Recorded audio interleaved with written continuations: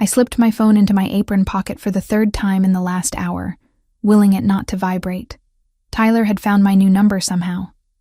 217 missed calls in the past week. I had stopped counting the voicemails at 50. The Friday night shift at Rossi's Italian Bistro was picking up momentum, tables filling with well-dressed couples celebrating anniversaries, business associates closing deals over wine that probably cost more than my monthly rent. But I couldn't focus on any of it. Through the tall windows facing Marlborough Street, water streaked down the glass in steady rivulets. The storm had started around 8, turning the city into a blur of headlights and dark umbrellas. I balanced a tray of empty plates against my hip, weaving between tables toward the kitchen. 27 years old, and this was where life had landed me. Not that serving tables was shameful work, but I had wanted different things once. Architecture school, designing homes that families would build memories inside, creating spaces that mattered. 2 years into my degree program before the money ran out, and reality dragged me back to hourly wages and sore legs. "Megan, table 12 needs attention," Franco called from behind the host stand. His thick gray eyebrows pulled together in that way that meant someone important sat waiting. "The gentleman there," he ordered the Barolo Riserva. "That means you treat him like royalty, understand?" "Got it, Franco." I smoothed my black uniform shirt and grabbed a fresh notepad. Table 12 sat in the corner of our VIP section, surrounded by exposed brick walls and soft amber lighting designed to make people feel exclusive. The man sitting alone caught my eye immediately, and not because of what he wore, though his tailored charcoal suit probably cost several $1,000s. It was the way he occupied space, completely still, hands folded on the white tablecloth, dark eyes scanning the restaurant with methodical precision. He wasn't looking at the decor. He was assessing exits, watching the door, cataloging every person who entered or left. When I approached his table, those eyes landed on me with uncomfortable intensity. "Good evening, sir. My name is Megan, and I'll be taking care of you tonight. Can I start you off with an appetizer? Or would you prefer to see the wine list?" The words came out steady, professional.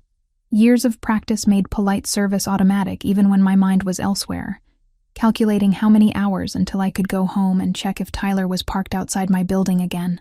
"The Barolo Riserva, 2015 vintage, and I'll take the special, whatever the chef recommends tonight."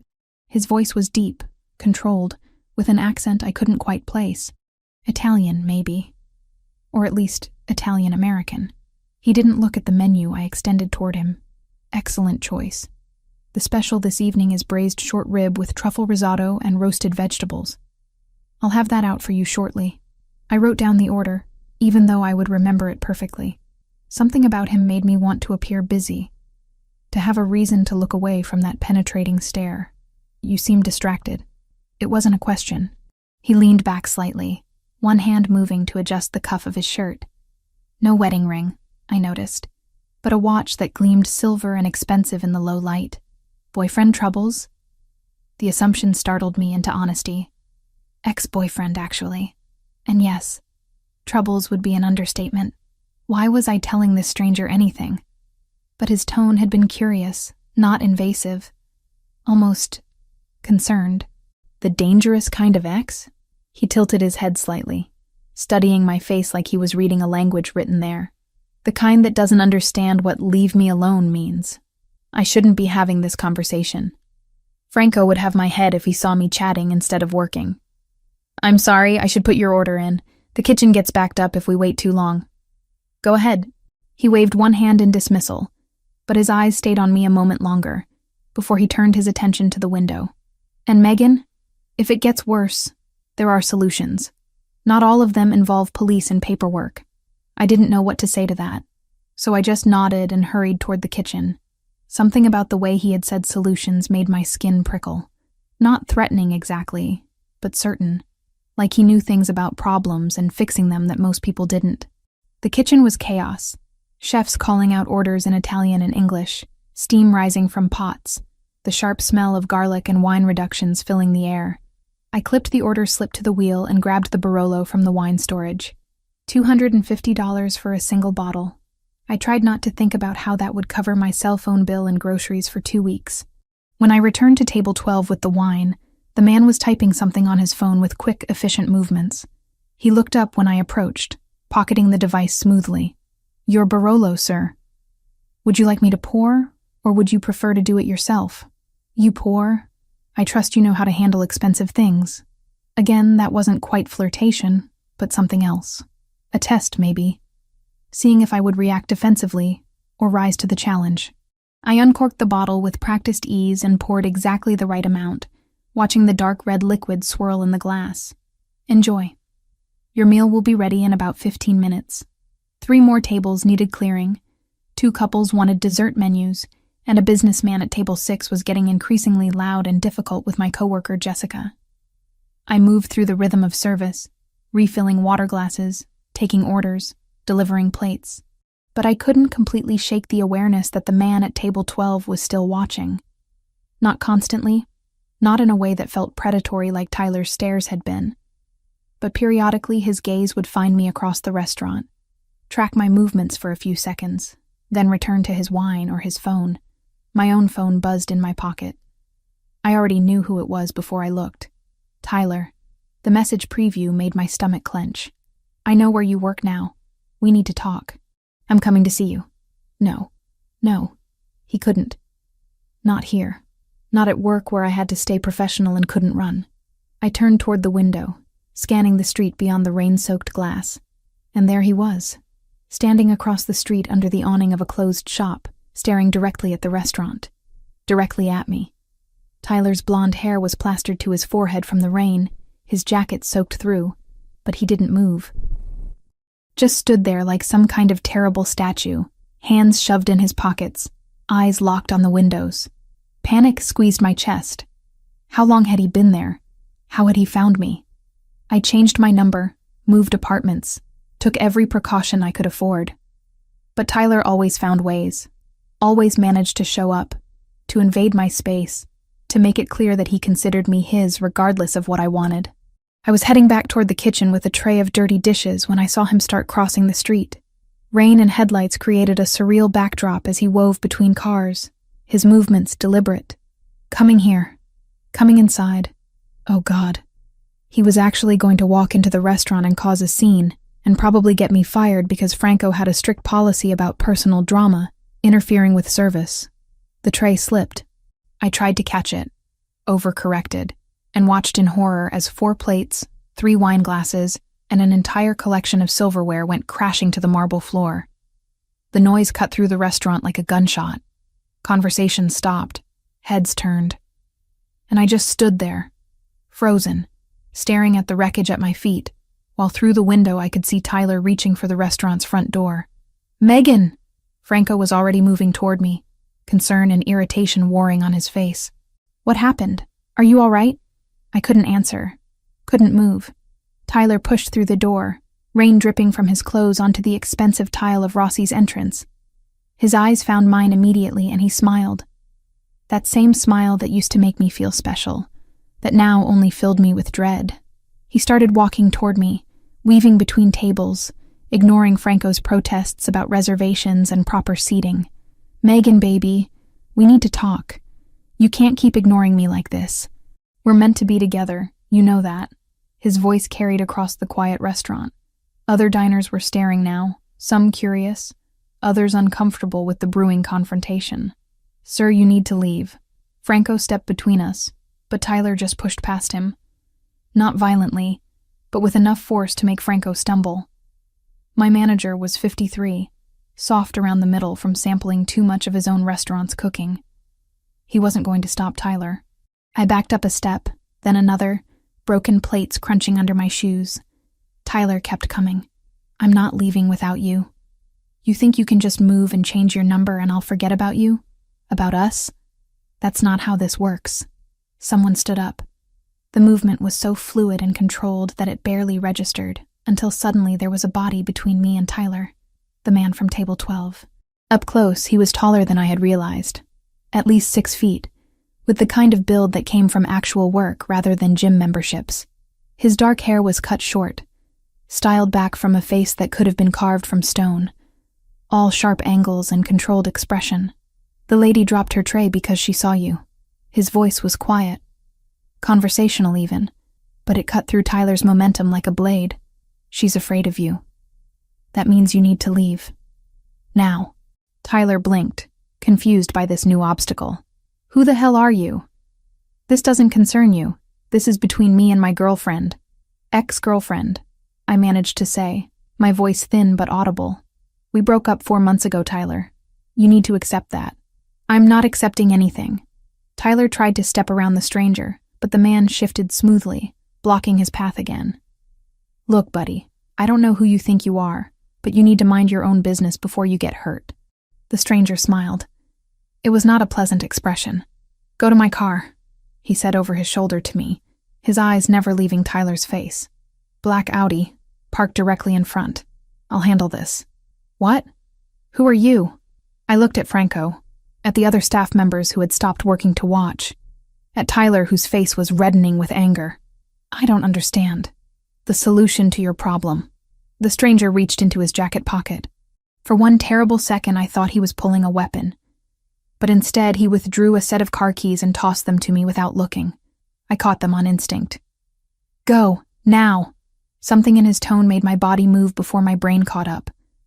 I stepped around the broken plates and started toward the door. Tyler lunged for me, or tried to, but the stranger was faster.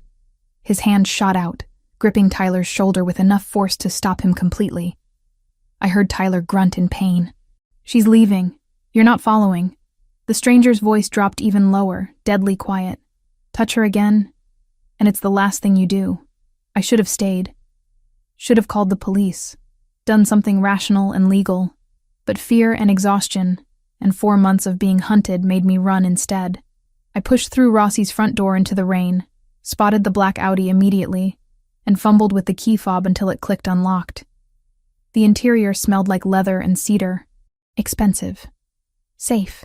I locked the doors and sat there shaking, watching through the rain-streaked windshield as shapes moved inside the restaurant.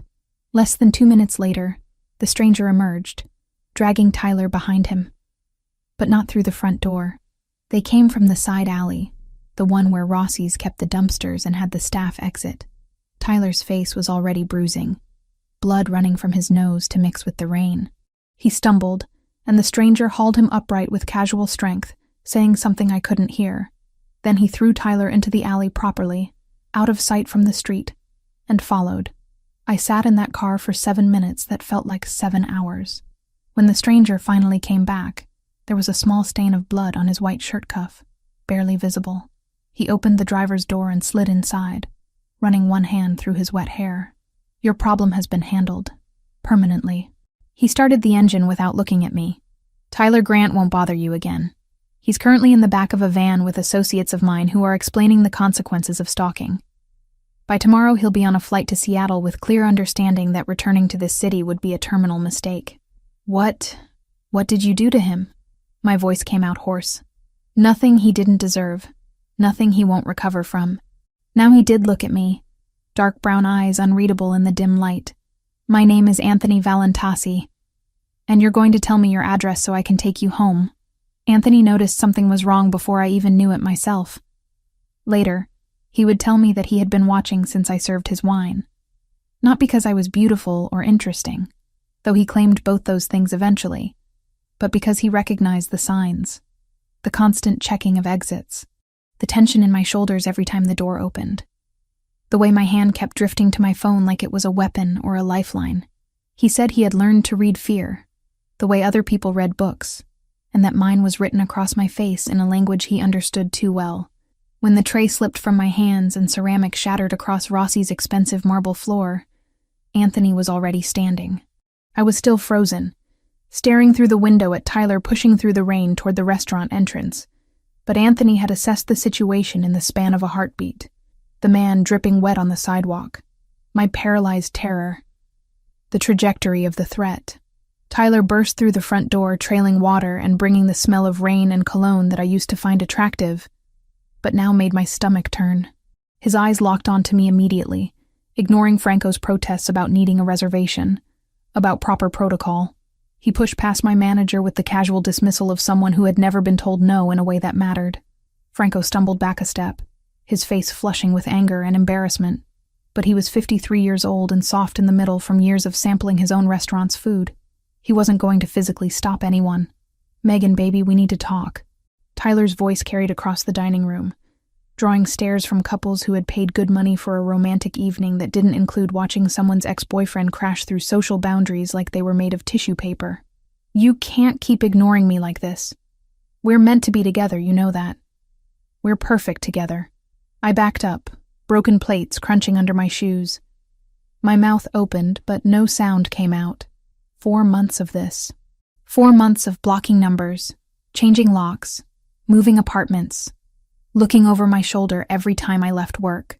4 months of Tyler refusing to accept that no meant no, that we were finished, that I would rather be alone forever than spend another minute in his suffocating presence.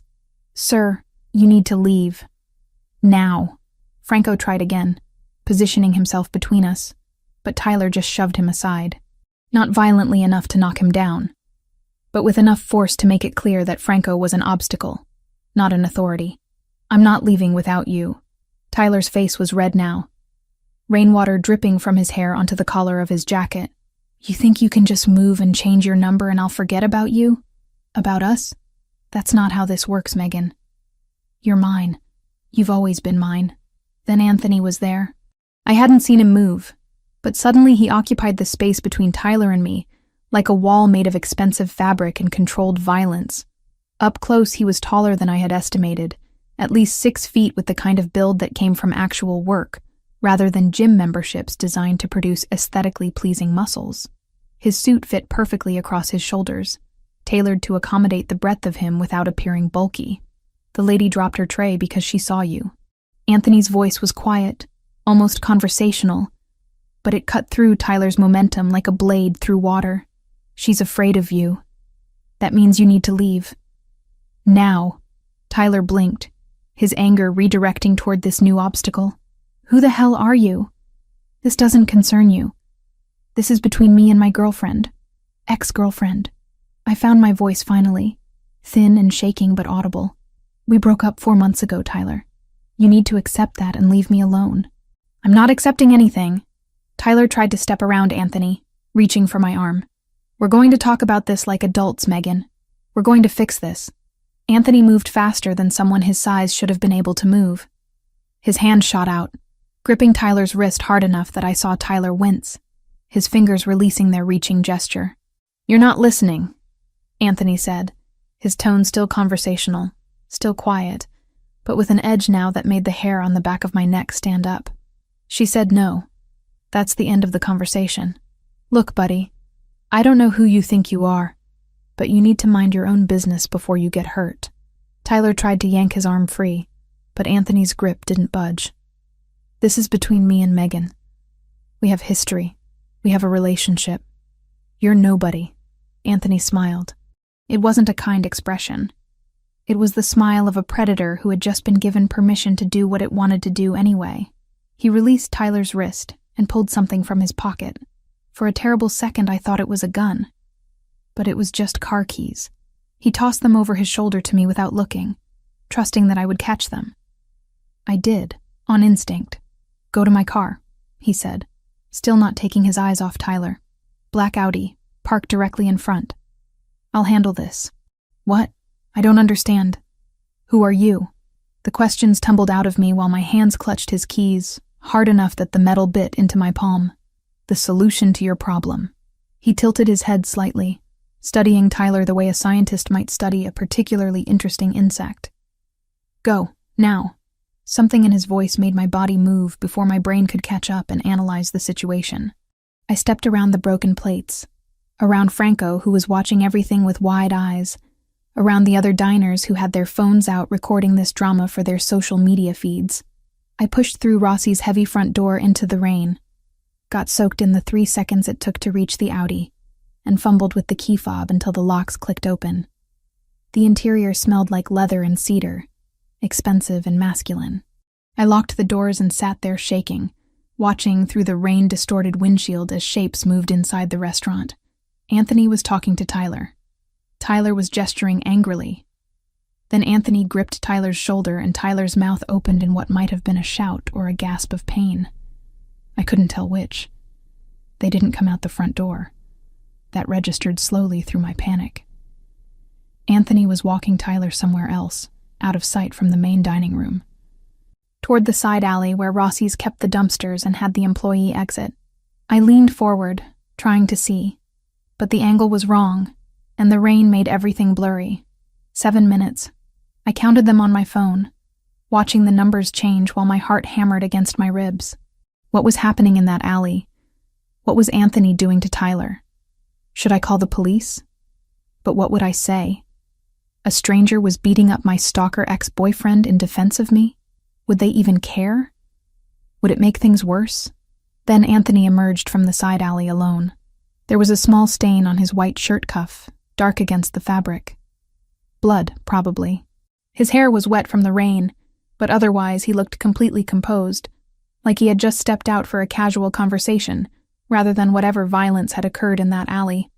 He walked to the driver's side of the Audi with unhurried steps and slid inside, bringing the smell of rain with him. Your problem has been handled. Permanently.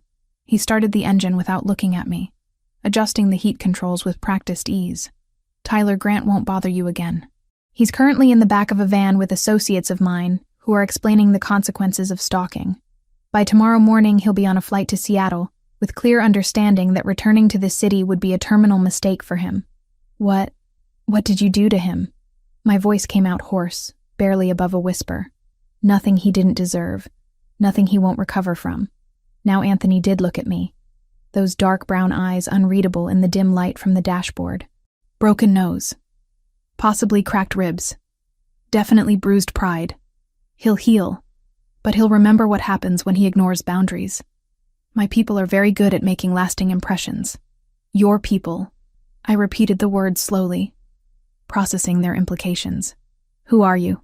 My name is Anthony Valentasi. He said it like I should recognize it, like the name itself carried weight and meaning. When I didn't react, something that might have been amusement crossed his face. You don't follow local news, do you? I work double shifts most weeks. I don't have time for news. I was still holding his car keys, even though he had started the engine with a spare set. My hands wouldn't unclench.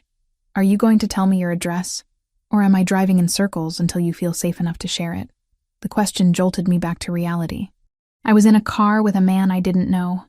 A man who had just violently assaulted my ex-boyfriend and spoke casually about associates and permanent solutions. Every self-preservation instinct I had should have been screaming at me to get out, to run, to call for help.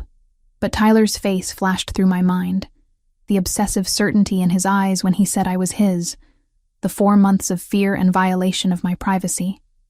And Anthony had made it stop. In 7 minutes, he had done what the police and restraining orders and changing my entire life hadn't been able to accomplish. Westbrook Street, I said quietly.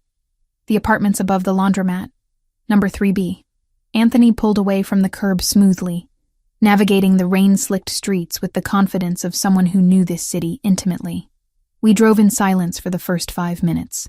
I watched streetlights blur past, watched other cars with their normal people inside living normal lives, where men didn't drag their stalker exes into alleys and make them disappear into vans. Why did you help me? The question came out before I could stop it. You don't know me. Tyler could have had a weapon. You could have been hurt. Tyler didn't have a weapon.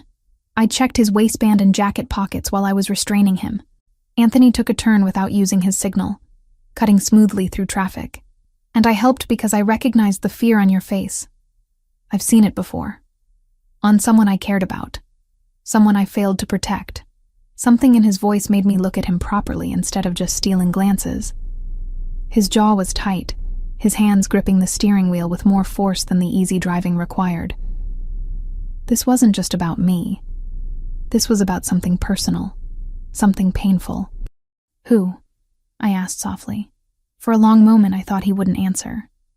Then he exhaled slowly, deliberately, like he was releasing something he usually kept locked inside. My sister, Sophia. She was 8 years younger than me. When she was 19, she started dating this guy. Nice enough at first, or so it seemed. Brought her flowers, took her to nice restaurants, said all the right things. By the time we realized what he was, it was too late. My stomach dropped. What happened? He killed her. The words were flat, emotionless, but I could hear the grief underneath them. carefully controlled but never absent. They had an argument. He got angry, broke her neck and ran. Took us 3 weeks to find him. What I did to him when we did, he trailed off, shaking his head. That's not something I'm going to share with you, but I'll tell you this. He never hurt anyone else. I'm sorry. The words felt inadequate, too small for the weight of what he had lost. How long ago? 8 years. She'd be 27 now.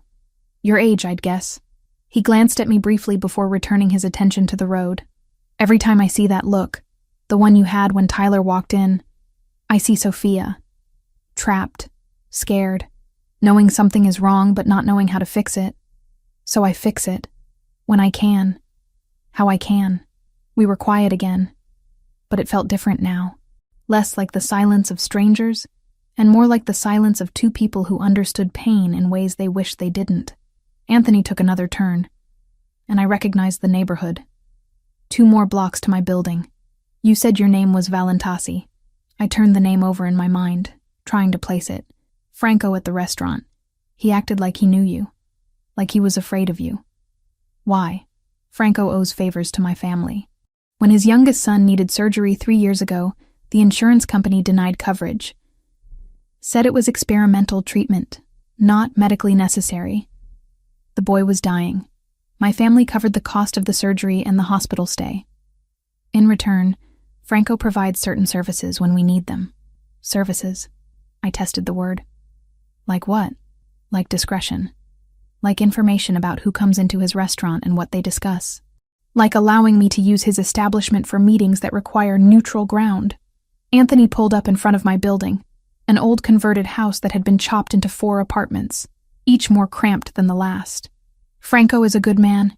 He takes care of his family. I respect that. But you scare him. Fear and respect aren't mutually exclusive. Anthony put the car in park, but didn't turn off the engine. Franco knows what I am, what I do. He knows that as long as he keeps his word and doesn't betray my trust, his family is safe and his business is protected. That's worth more than not being afraid. I should have been horrified. Should have recognized the threat in those words, the casual acknowledgement of being something dangerous. But instead I felt a strange kind of relief. Because Anthony was at least honest about what he was.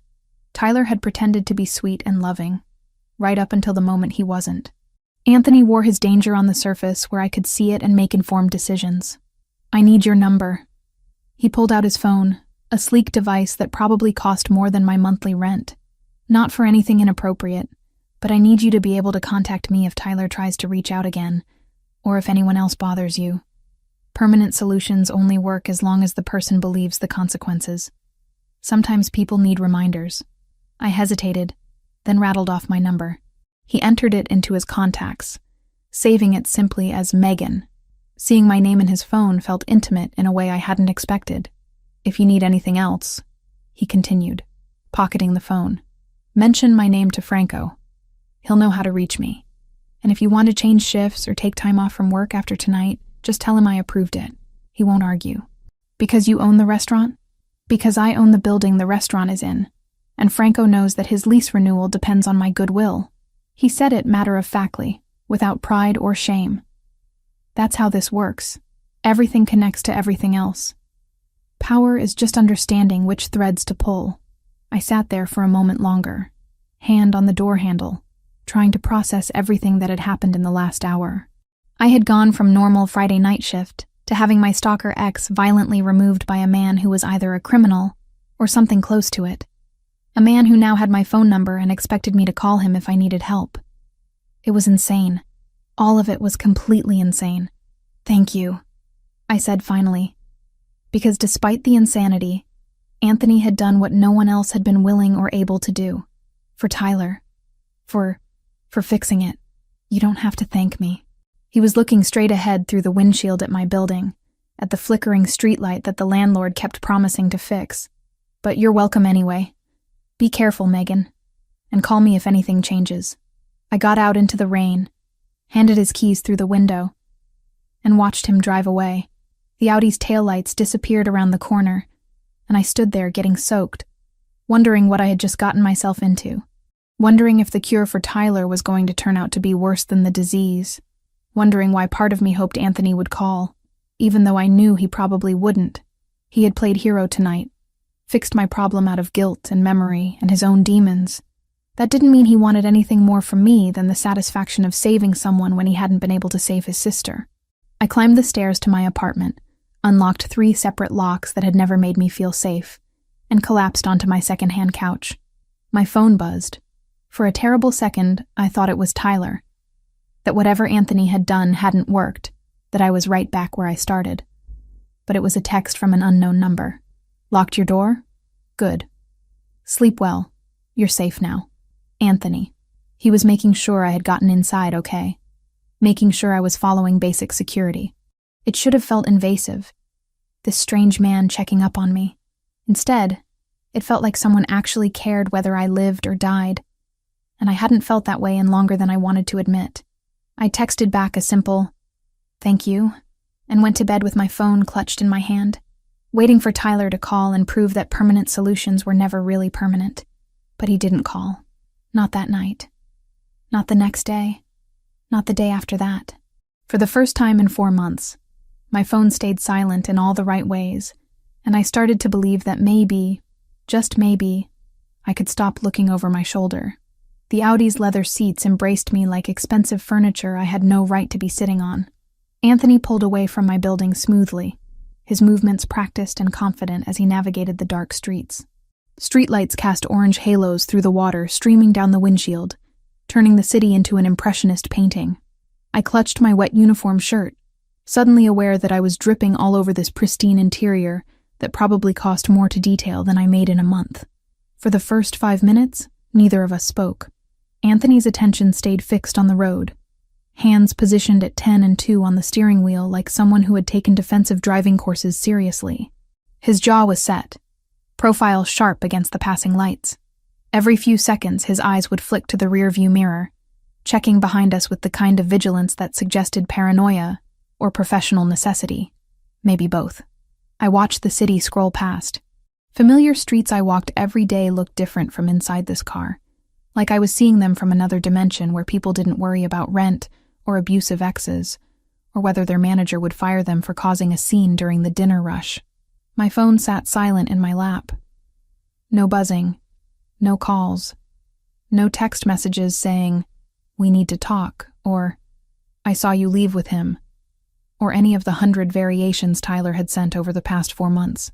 "What did you do to him?" The question finally escaped, quieter than I intended. To Tyler. Anthony glanced at me briefly before returning his focus to the road ahead. He took a left turn, heading deeper into my neighborhood where the buildings got shorter and the paint got more chipped. I explained the situation to him, clearly, in terms he couldn't misunderstand. "With your fists." It wasn't really a question. I had seen the blood on his cuff, heard the sounds from inside the restaurant before they disappeared into the alley. Among other communication methods, his tone stayed neutral, conversational even. Tyler Grant has a broken nose, possibly 2 cracked ribs, and bruising that will remind him for the next few weeks what happens when he ignores boundaries. My associates collected him from the alley and are currently driving him to a secure location where they'll reinforce tonight's lesson.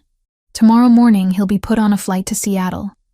He's been made aware that returning to this city would be the last mistake he makes.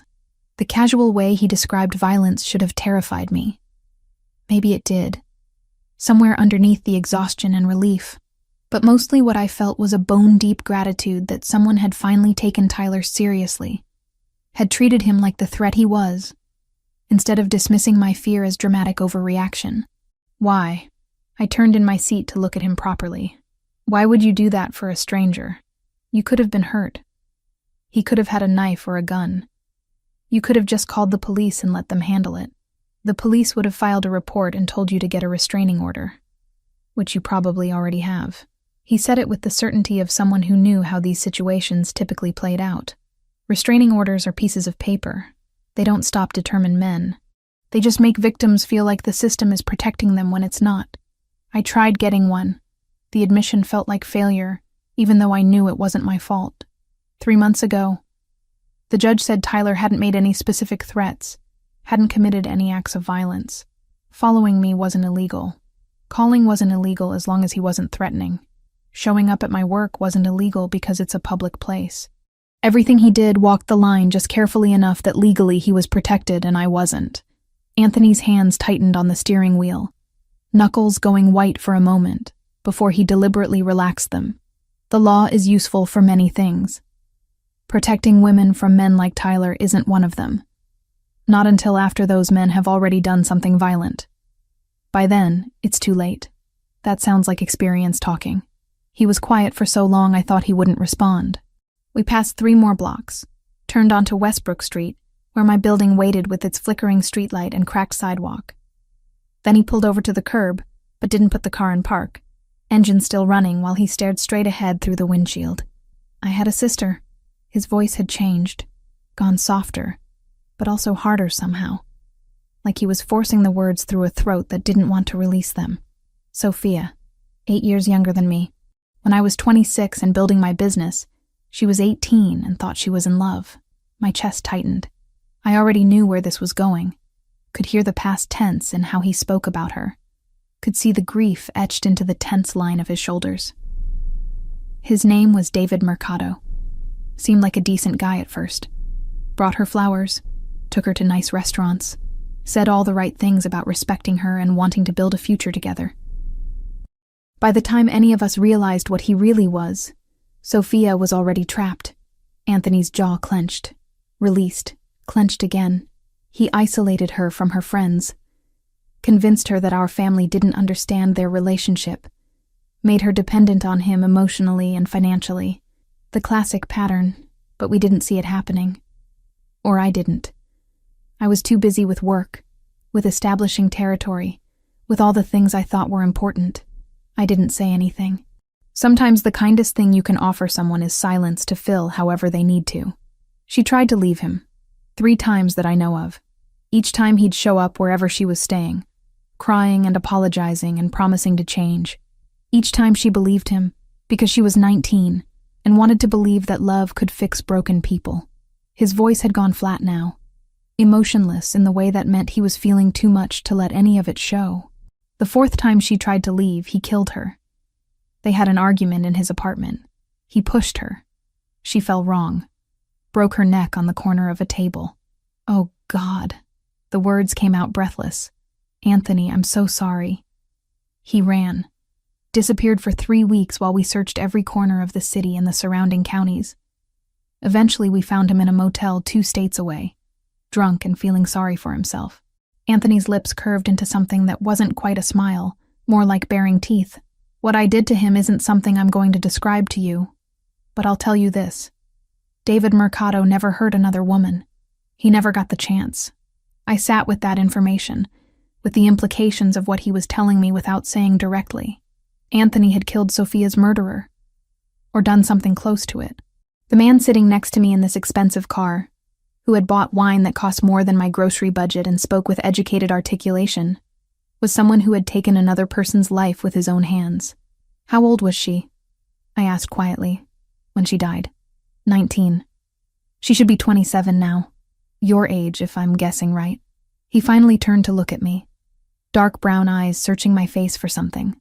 Every time I see that look, the one you had when Tyler walked through the door tonight, I see Sophia, trapped, terrified, knowing something is fundamentally wrong but not knowing how to fix it.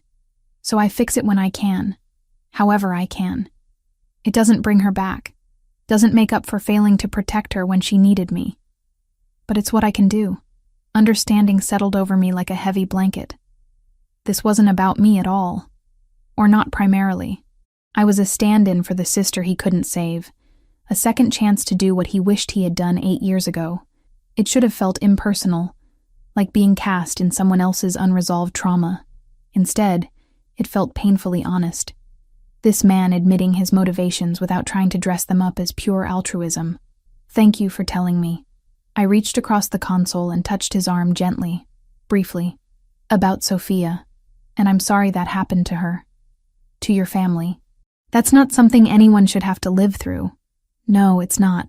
He covered my hand with his for just a second, the contact warm and solid, before pulling away and putting the car in park.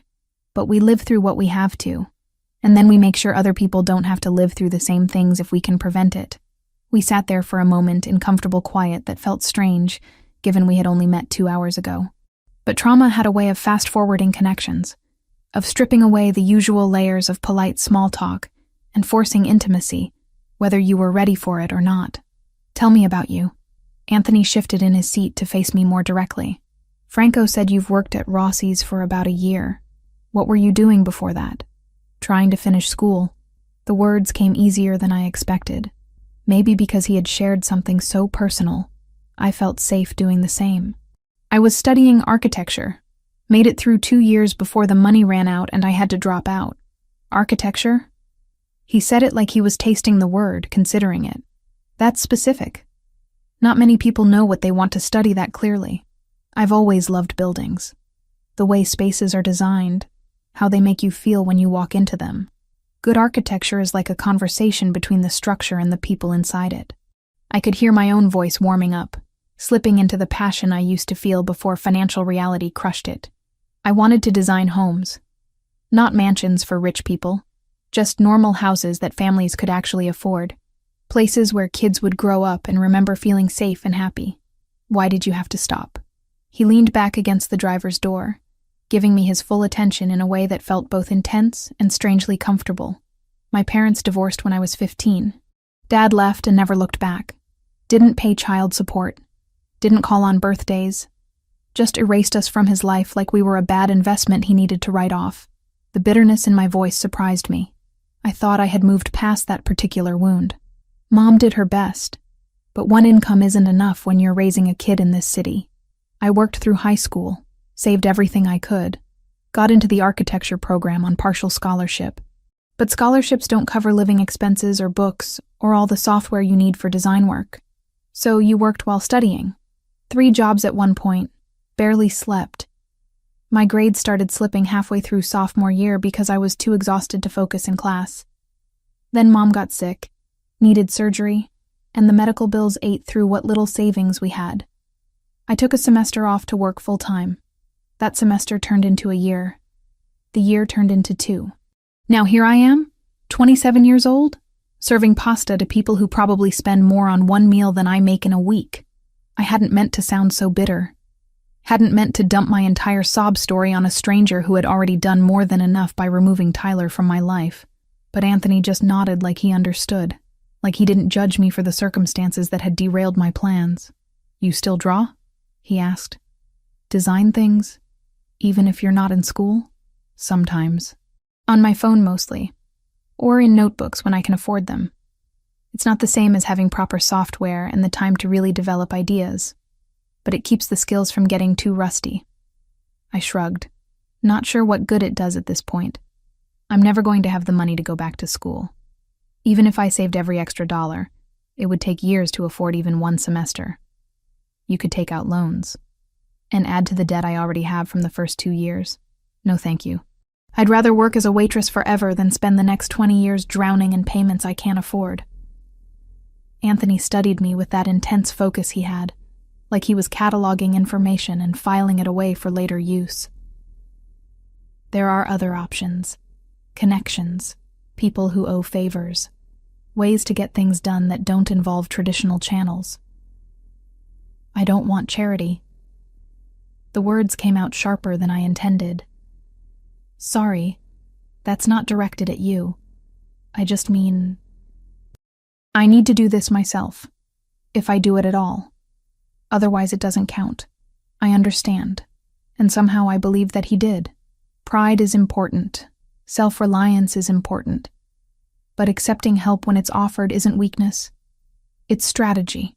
Before I could respond to that, he was pulling out his phone, typing something quickly. I need your number. Not for anything inappropriate, he added quickly when he saw my expression. But I need you to be able to contact me if Tyler tries to reach out again. Permanent solutions only work as long as the person believes in the consequences. Sometimes people need reminders that those consequences are real. I rattled off my number, watching him enter it into his contacts. He saved it simply as Megan Turner, which felt both formal and strangely intimate. Having my full name in the phone of a man who had just confessed to possibly murdering his sister's killer seemed like crossing some invisible line, stepping from one world into another without quite meaning to. "If you need anything else," Anthony continued, pocketing his phone, "mention my name to Franco. He'll know how to reach me. And if you want to take time off from work after tonight, just tell him I approved it. He won't argue." Why wouldn't he argue? Though I already suspected the answer. Because Franco owes my family favors that he can never fully repay. 3 years ago, his youngest son needed surgery. Experimental treatment that the insurance company denied coverage for. Said it wasn't medically necessary, even though the boy was dying. My family covered the surgery, the hospital stay, the rehabilitation. In return, Franco provides certain services when we need them. Services like letting you conduct business in his restaurant, among other things. Franco is a good man. He takes care of his family and keeps his word. I respect that. In return, I make sure his lease stays affordable and his business stays protected. Anthony said it matter-of-factly, like this was just normal relationship dynamics rather than what it obviously was. A power structure built on debt and obligation. You own the building. I own several buildings in this neighborhood. Rossi's happens to be in one of them. He gestured out the window at my apartment building with its peeling paint and crooked front steps. "I don't own this one, but I could find out who does if you're having problems with your landlord." "No. Thank you, but no. I needed to establish boundaries before this went any further, before I became another person owing favors to Anthony Valentasi. I appreciate everything you did tonight. More than I can say. But I need to handle my own life, my own problems.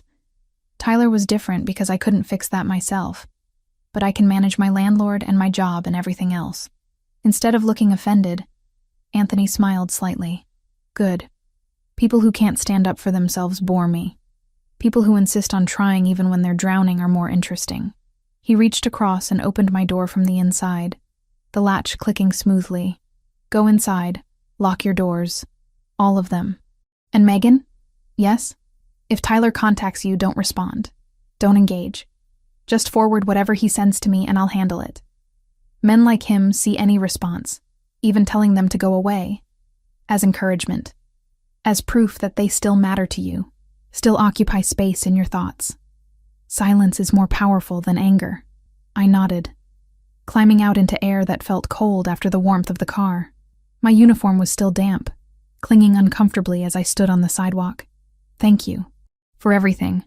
I know I keep saying that, but I don't know what else to say." "You don't have to thank me." He leaned across the passenger seat to look up at me through the open door. "But you're welcome. Be careful. This city isn't as safe as it pretends to be." I'm starting to figure that out. I closed the door and watched him drive away, the Audi's taillights disappearing around the corner like a promise that had been kept and a threat that remained vigilant. The building's front door stuck like always, requiring me to lift and push at the same time to get it open. The hallway smelled like someone's cooking, garlic and onions and something vaguely burned. I climbed the 2 flights to my apartment, keys already in hand by the time I reached my door. 3 locks. Deadbolt, chain, and handle lock. I had installed them myself after Tyler showed up at my old place uninvited one too many times. Inside, my apartment looked exactly as I had left it that morning. Small, cramped, but mine. Second-hand furniture that didn't match. A kitchen barely big enough for one person. A bathroom where the shower never quite got hot enough. But it was mine. Paid for with my own work. And tonight, for the first time in months, I didn't feel like Tyler could show up and violate that space. My phone buzzed as I was changing into dry clothes. For one terrible second, my heart seized, convinced it was Tyler proving that Anthony's solution hadn't worked, that I was right back where I started. But it was an unknown number. "Locked your door? Good. Sleep well. You're safe now. Anthony." Checking up on me, making sure I had gotten inside safely and followed his advice about the locks. It should have felt invasive.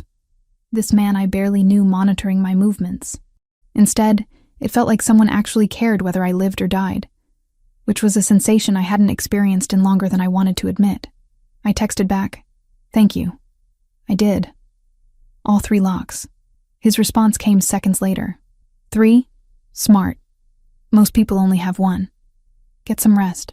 Tomorrow is going to feel different. He was right. Tomorrow did feel different.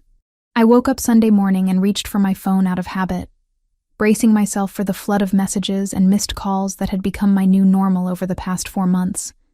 But the screen showed nothing. No texts, no calls, no voicemails. Just the usual notifications about weather and news that I never bothered reading. Tyler was really gone. I spent the day in a strange state of suspended disbelief, waiting for the other shoe to drop, for Tyler to prove that Anthony's permanent solution wasn't permanent at all. But my phone stayed silent. No texts appeared saying he missed me, or needed to talk, or couldn't live without me. No calls came through in the middle of the night. No one stood outside my building watching my windows. By Monday, I started to believe it might actually be real. By Tuesday, the constant tension in my shoulders began to ease. By Wednesday, when I went back to work at Rossi's, Franco pulled me aside before my shift started. "You doing okay, Megan?" His bushy eyebrows pulled together with genuine concern. "After what happened Friday night?" "I'm fine. Better than fine, actually. I'm sorry about the mess, about the scene Tyler caused. I'll pay for the broken plates." "Don't worry about the plates." Franco waved that away like it was nothing. Mr. Valentasi already compensated the restaurant for any disruption. More than compensated, truth be told. But that's not what I'm asking about. You really okay? That man, Tyler, he's not going to come back here? No. I said it with more certainty than I had felt about anything in months. He's not coming back. Anthony made sure of that. Something crossed Franco's face when I said Anthony's name. Not fear exactly, but careful respect. Mr. Valentasi is a powerful man in this city. Good man to have on your side. Dangerous man to have against you. You understand what I'm saying? I think so. Just be careful, Megan. Men like him, they don't do things without reasons, without expecting something in return eventually. I'm not saying he's going to hurt you or demand payment, but in his world, everything is a transaction. Everyone owes someone something. Just keep that in mind. I thought about that conversation all through my shift, weighing Franco's warning against my own impressions of Anthony. He had been honest about who he was, what he had done to Tyler, why he had intervened. He hadn't pretended to be a good person, or dressed up his violence in noble intentions. He had simply fixed a problem because it reminded him of a problem he hadn't been able to fix 8 years ago. That felt safer somehow than someone who pretended to help selflessly while hiding ulterior motives. At least with Anthony, I knew where I stood. He had told me his demons. Now it was up to me whether I let those demons anywhere near my life again, or accepted Friday night as the anomaly it was, the moment our paths crossed briefly before diverging back to our separate worlds. My phone buzzed during my break. I pulled it out expecting a spam text, but Anthony's name appeared on screen. How was work? Any problems? Such a simple question. Such a complicated answer. Work was fine. No problems. But standing in Rossi's kitchen eating a rush dinner before heading back to my tables, I realized that my life had fundamentally shifted in ways I was only beginning to understand. Anthony Valentasi had done more than remove Tyler from my immediate vicinity. He had shown me that problems could be solved, that fear didn't have to be a permanent state of being, that sometimes the most dangerous person in the room was also the safest one to stand behind. I typed back, "Work is good. No problems. Thank you for asking." His response, "Good. Sleep well tonight. You've earned it." And for the first time in 4 months, I believed that I might actually be able to. 5 days passed without a single text from Tyler. 5 entire days where my phone stayed silent in all the ways that mattered. No blocked calls showing up as unknown. No voicemails rambling about how much he missed me or how I was making a mistake. No social media messages from accounts I didn't recognize but knew were him. Nothing. The absence of harassment felt more unreal than its presence ever had. Monday morning I woke up and actually checked my phone with something other than dread. Still nothing. Tuesday. I went grocery shopping without constantly looking over my shoulder, without that crawling sensation between my shoulder blades that meant someone was watching. By Wednesday, when I returned to Rossi's for my first shift since the incident, I almost believed Anthony had actually solved the problem permanently like he promised. Franco caught me before I could even tie my apron on. He pulled me into his small office behind the kitchen, closing the door with more care than necessary. The space smelled like old receipts and the espresso machine that lived on his desk, constantly brewing thick Italian coffee that he claimed was the only thing keeping him sane after 30 years in the restaurant business. "Megan, sit down for a minute." He gestured to the folding chair across from his desk, settling his considerable bulk into his own chair with a wheeze. "We need to talk about what happened Friday." My stomach clenched. "If this is about the broken plates, I'll pay for them." "I'm so sorry about the scene Tyler caused. It won't happen again. The plates are nothing, already taken care of." Franco waved that away like it was meaningless. Mr. Valentasi compensated the restaurant more than generously for any disruption. "That's not what concerns me." "Then what?" He studied me for a long moment. His weathered face creased with something between concern and calculation. "How much do you know about Anthony Valentasi?" "Not much." I shifted in the uncomfortable chair. "He told me his name, that he had a sister who died, that he has associates who took care of Tyler." "Associates." Franco repeated the word with a bitter smile. "That's a polite way to put it. Megan, Anthony Valentasi is the head of one of the most powerful crime families in this city. His father built an empire that Anthony inherited and expanded. The Valentasi family controls the docks, most of the construction contracts, several legitimate businesses that serve as fronts for less legitimate operations. When Anthony Valentasi decides something needs to happen, it happens. When he decides someone needs to disappear, they disappear." The confirmation of what I had already suspected still hit me like cold water. "You're saying he's a criminal." "I'm saying he's dangerous." Franco leaned forward, elbows on his cluttered desk. "But I'm also saying that 3 years ago, when my son Paolo needed surgery, when the insurance denied coverage and we were watching him die slowly, the Valentasi family paid for everything. $230,000 in medical bills, just gone. Paid in full. Paolo is 14 now, healthy, plays soccer, drives me crazy with his attitude. He's alive because Anthony Valentasi decided my family deserved help. So you owe him." "I owe him everything." The words came out flat, factual, and that debt will never be fully paid. That's how it works in his world. Everything is transactions. Everyone owes someone. I'm telling you this because I see how you looked at him Friday night, like he was some kind of hero swooping in to save you. And maybe he was. But heroes in Anthony's world always expect something in return. Maybe not today, maybe not next month, but eventually. I absorbed that information, turning it over in my mind. He hasn't asked me for anything. Not yet. Franco stood, signaling the conversation was ending. "Just be careful, Megan. You're a good kid. You work hard, you don't cause problems. I don't want to see you get pulled into something you can't get out of. Men like Anthony, they don't let people go once they've claimed them. And make no mistake, by defending you Friday night, he claimed you." The words stayed with me through my entire shift. I moved through the familiar motions of taking orders, delivering plates, refilling wine glasses. But my mind kept circling back to Franco's warning. Everything is transactions. Everyone owes someone. Had I traded one form of control for another? Tyler's obsessive stalking for Anthony's protective possession? It was just past 9 when I saw him. Anthony walked through Rossi's front door alone. No bodyguards visible, though I suspected they were nearby. He wore a different suit than Friday. This one charcoal gray that probably cost more than my car was worth back when I still had a car. His dark hair was styled back, and when his eyes found mine across the restaurant, I felt that same jolt of awareness I had Friday night. Franco materialized at the host stand to personally escort Anthony to table 12, the same corner booth where he had sat before, the same table where he had first noticed me, first recognized my fear. I gave him a few minutes to settle before approaching with a menu I already knew he wouldn't look at. "Good evening, Mr. Valentasi." I kept my voice professional, trying to ignore how my pulse had picked up. "Can I get you started with something to drink?" "Megan." He said my name like he was tasting it. "And please, call me Anthony. Mr. Valentasi makes me feel like my father."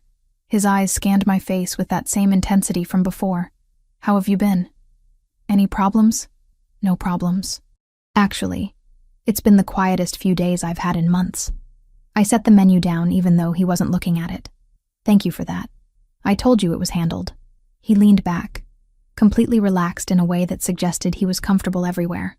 Have you heard from Tyler at all? Nothing. Not a single text or call. It's like he vanished completely. Good. That means the message was received clearly. Anthony's gaze drifted to the other tables. The couples dining, the businessmen conducting deals over expensive wine. What time does your shift end?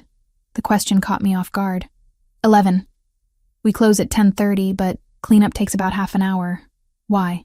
Because I'd like to take you to dinner. Somewhere other than where you work, where you can actually sit down and eat instead of serving everyone else. He said it casually, but there was intention underneath. If you're interested. I should have said no. Should have remembered Franco's warning about transactions and debts and getting pulled into worlds I didn't understand. But standing there looking at Anthony, at the man who had ended 4 months of terror with 7 minutes of controlled violence, I found myself nodding. I'd like that. Good. I'll wait. He pulled out his phone, already moving on to whatever business required his attention. Take your time finishing work. I'm patient when it matters. The next 2 hours passed in a strange state of heightened awareness. I was conscious of Anthony's presence the entire time, even when I was on the opposite side of the restaurant. I caught him watching me periodically, not constantly, just occasional glances that felt weighted. At 10:45, I finished my last table, split my tips with the other servers, and changed out of my work shirt into the clean blouse I kept in my locker for exactly these situations. Anthony was waiting by the front entrance, settled in a chair like he owned it. He probably did own it, along with everything else in the building. When I approached, he stood with fluid grace and held the door open. There's a French place 3 blocks from here, he said as we stepped into the cool night air. Small, quiet, excellent food. The owner is a friend. He'll treat us well. Another person who owes you favors? Anthony glanced at me, something that might have been amusement crossing his features. Actually, no. Pierre is just someone I've known since we were teenagers. Sometimes people are friends without obligation attached. We walked in comfortable silence. The streets were quieter at this hour, most businesses closed. Just the occasional car passing and other late-night workers heading home. Anthony walked on the street side of the sidewalk. An old-fashioned gesture that reminded me this man had been raised with certain codes, even if those codes existed alongside violence. The restaurant he led me to was exactly as promised. Small, maybe 12 tables, warm lighting that made everything feel intimate. The owner, a barrel-chested man with a magnificent mustache, greeted Anthony with genuine warmth and rapid French that I couldn't follow. We were seated at a corner table away from the few other diners, menus appearing instantly along with water and bread. Order whatever you want, Anthony said, finally opening his menu.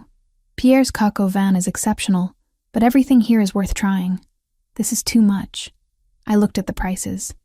Each dish more expensive than my usual grocery budget for an entire week. I can't let you pay for this. You're not letting me do anything. I invited you. That means I'm paying. If it makes you feel better, consider it an apology for the dramatic way I handled Tyler. You have nothing to apologize for. You did exactly what needed to be done. I studied the menu, trying to focus on food instead of the surreal situation. The salmon looks good. We ordered, and once the waiter left, Anthony turned his full attention to me. Tell me about architecture. You said you studied for 2 years. What made you interested in that field? The question opened something in me that had been closed for a while. I found myself talking about discovering architecture through a school project in middle school, about realizing that spaces could be designed to make people feel certain ways, about wanting to create homes that families would build memories inside instead of just structures that held furniture. Anthony listened with genuine interest, asking questions that showed he was actually paying attention. Why did you have to stop? The story came out easier this time. My parents' divorce, my father disappearing from our lives, working multiple jobs while trying to study, my mother's medical bills eating through any savings we managed to accumulate. By the time I finished, our food had arrived, and I was surprised to realize I had been talking for almost 20 minutes. What about financial aid? Anthony asked, cutting into his steak with precise movements. Student loans? Scholarships? Grants? I already have loans from the first 2 years. Adding more debt when I'm not even sure I could finish the degree seems irresponsible. I tasted the salmon, which was indeed exceptional, and scholarships usually go to students fresh out of high school, not 27-year-olds who dropped out years ago. There are other options. Adult continuing education programs, work-study arrangements, people who invest in promising talent. He said it carefully, like he was testing the waters. I appreciate the thought, but I need to do this myself if I do it at all. Taking handouts or owing favors doesn't feel right. Instead of arguing, Anthony nodded. Pride is important. Self-reliance matters. But refusing help when it's genuinely offered isn't strength. Sometimes it's just stubbornness. Maybe. I took another bite, considering. What about you? Did you always plan to go into the family business? His expression shifted, became more guarded. I didn't have much choice. My father expected his sons to follow him. My older brother Michael died when I was 18. Car accident. Though there were rumors it wasn't really an accident. After that, I was the heir. The responsibility fell to me whether I wanted it or not. Did you want it? I wanted Sophia to be safe. I wanted my mother to stop crying herself to sleep. I wanted the people who might have killed Michael to fear our family enough that they wouldn't try again. He met my eyes directly. So I learned what I needed to learn, became what I needed to become. And now here I am, 34 years old, running an empire built on violence and money and loyalty bought through fear. The honesty in his voice struck me. You say that like you regret it. I regret that Sophia died anyway. That all the power I accumulated couldn't save her from one angry man with quick hands. He finished his wine, refilled both our glasses from the bottle. But I don't regret protecting the people I can protect, making sure others don't suffer what my family suffered. That has to count for something. We talked for another hour, the conversation flowing easier than it should have between a waitress and a crime boss. Anthony told me about growing up in the Italian neighborhood, about his grandmother who taught him to cook, about learning early that the world was divided between people who took what they wanted and people who let things be taken from them. I shared more about my dreams of designing houses, about the notebooks full of sketches I still kept, about feeling stuck in a life that wasn't quite what I had planned, but also wasn't entirely terrible. When we finally left the restaurant, Anthony walked me home again. That same protective positioning on the street side of the sidewalk. We stopped in front of my building, the flickering streetlight casting uneven shadows across the cracked pavement. I'd like to see you again, Anthony said, hands in his pockets, completely at ease. Not just when I visit Rossi's, actually take you out properly. If you're interested. I knew I should say no. Knew that getting involved with Anthony Valentasi was walking into complications I couldn't begin to predict. But I also knew that he was the first person in years who had listened to my dreams without dismissing them, who had treated me like someone worth protecting instead of someone to be controlled. I'm interested, I said, and watched something warm cross his features. Good. I'll call you. He waited while I unlocked the building door. Didn't leave until I was safely inside. Through the glass, I could see him standing there, hands still in his pockets, watching to make sure I made it up the stairs. My phone buzzed before I even reached my apartment. Anthony's text was simple. Thank you for tonight. Sleep well. I saved his number under his full name, stared at it for a long moment, and wondered what exactly I was getting myself into. Whatever it was, I realized I wanted to find out. 2 weeks slipped by faster than I expected. Anthony called the day after our French dinner, asking if I was free Thursday, then Saturday, then the following Tuesday. Each time we met felt like peeling back another layer of who he really was beneath the tailored suits and controlled violence. Thursday, he took me to an art gallery opening in the financial district. I felt out of place immediately, surrounded by people in designer clothes discussing pieces that cost more than my annual salary. But Anthony stayed close, his hand occasionally finding the small of my back as he introduced me simply as Megan, never explaining who I was or why I mattered. The gallery owner treated him with the same careful respect Franco showed. That mixture of genuine warmth and underlying awareness that this was someone you didn't cross. We stood in front of an abstract painting, all violent reds and blacks. When his phone rang, Anthony glanced at the screen, his jaw tightening almost imperceptibly. "Excuse me for a moment." He stepped away to take the call, and I watched his entire demeanor change. The relaxed man who had been explaining his surprisingly deep knowledge of modern art disappeared, replaced by someone colder, sharper.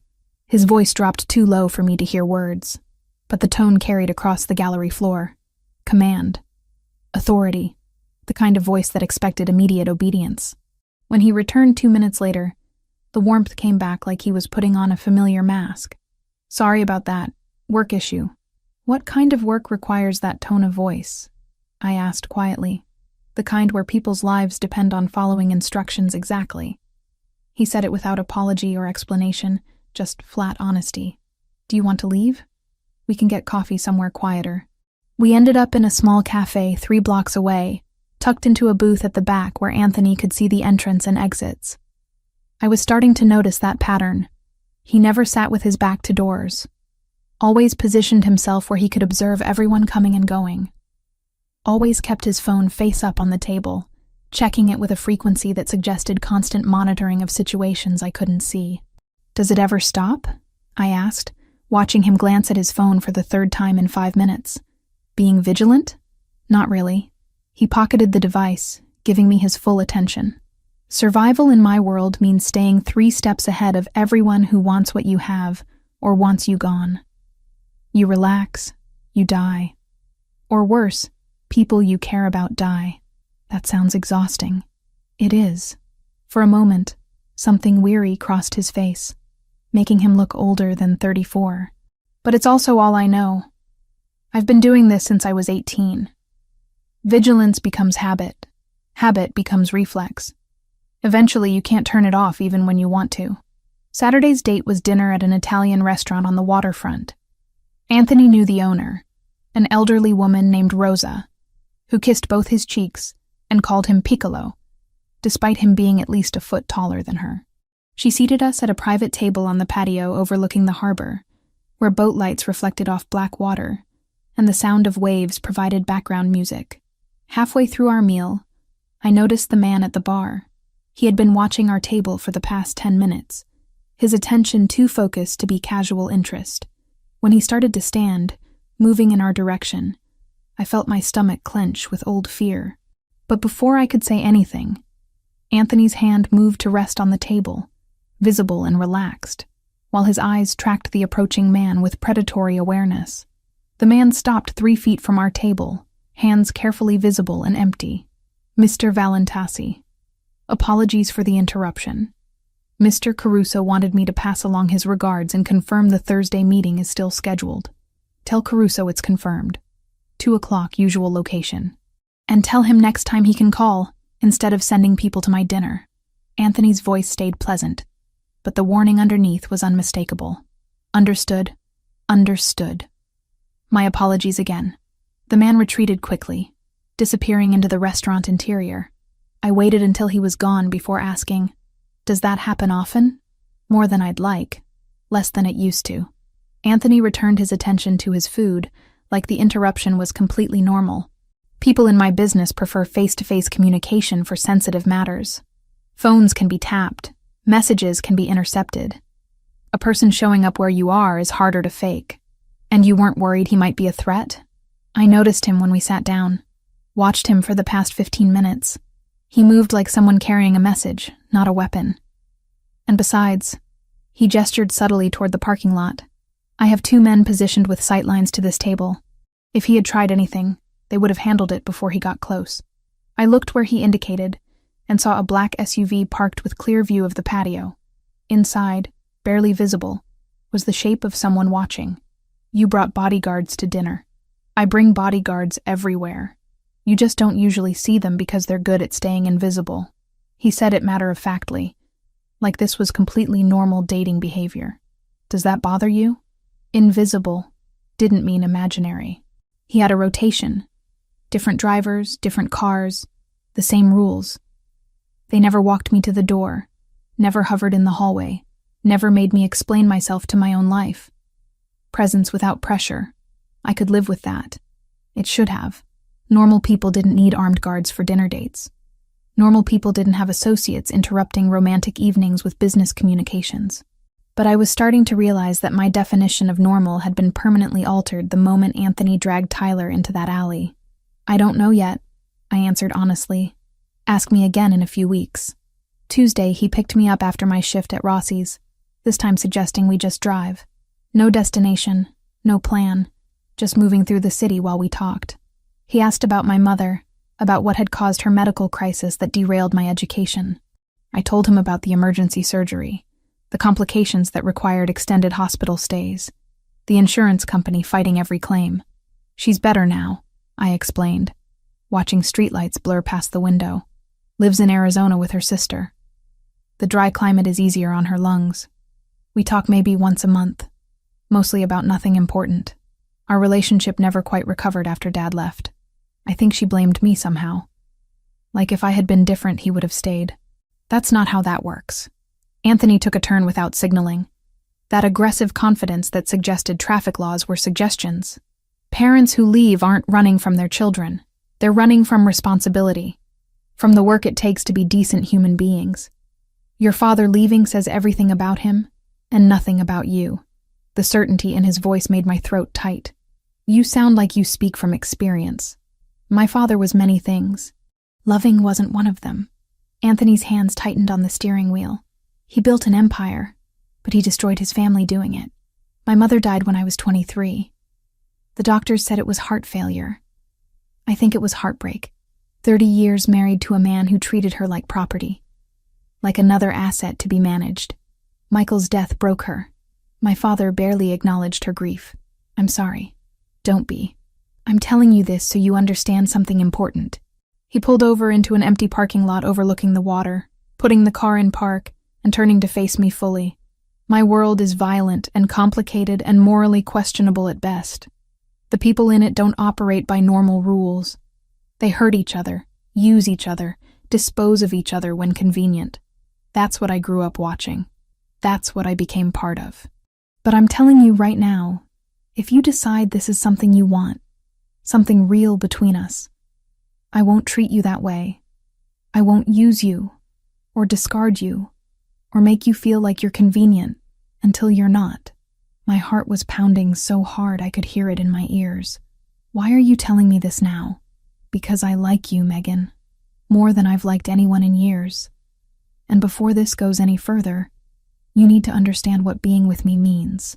He reached across the console, taking my hand in his.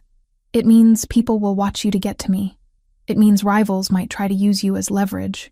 It means there will be nights I come home with blood on my clothes, and you can't ask whose blood it is.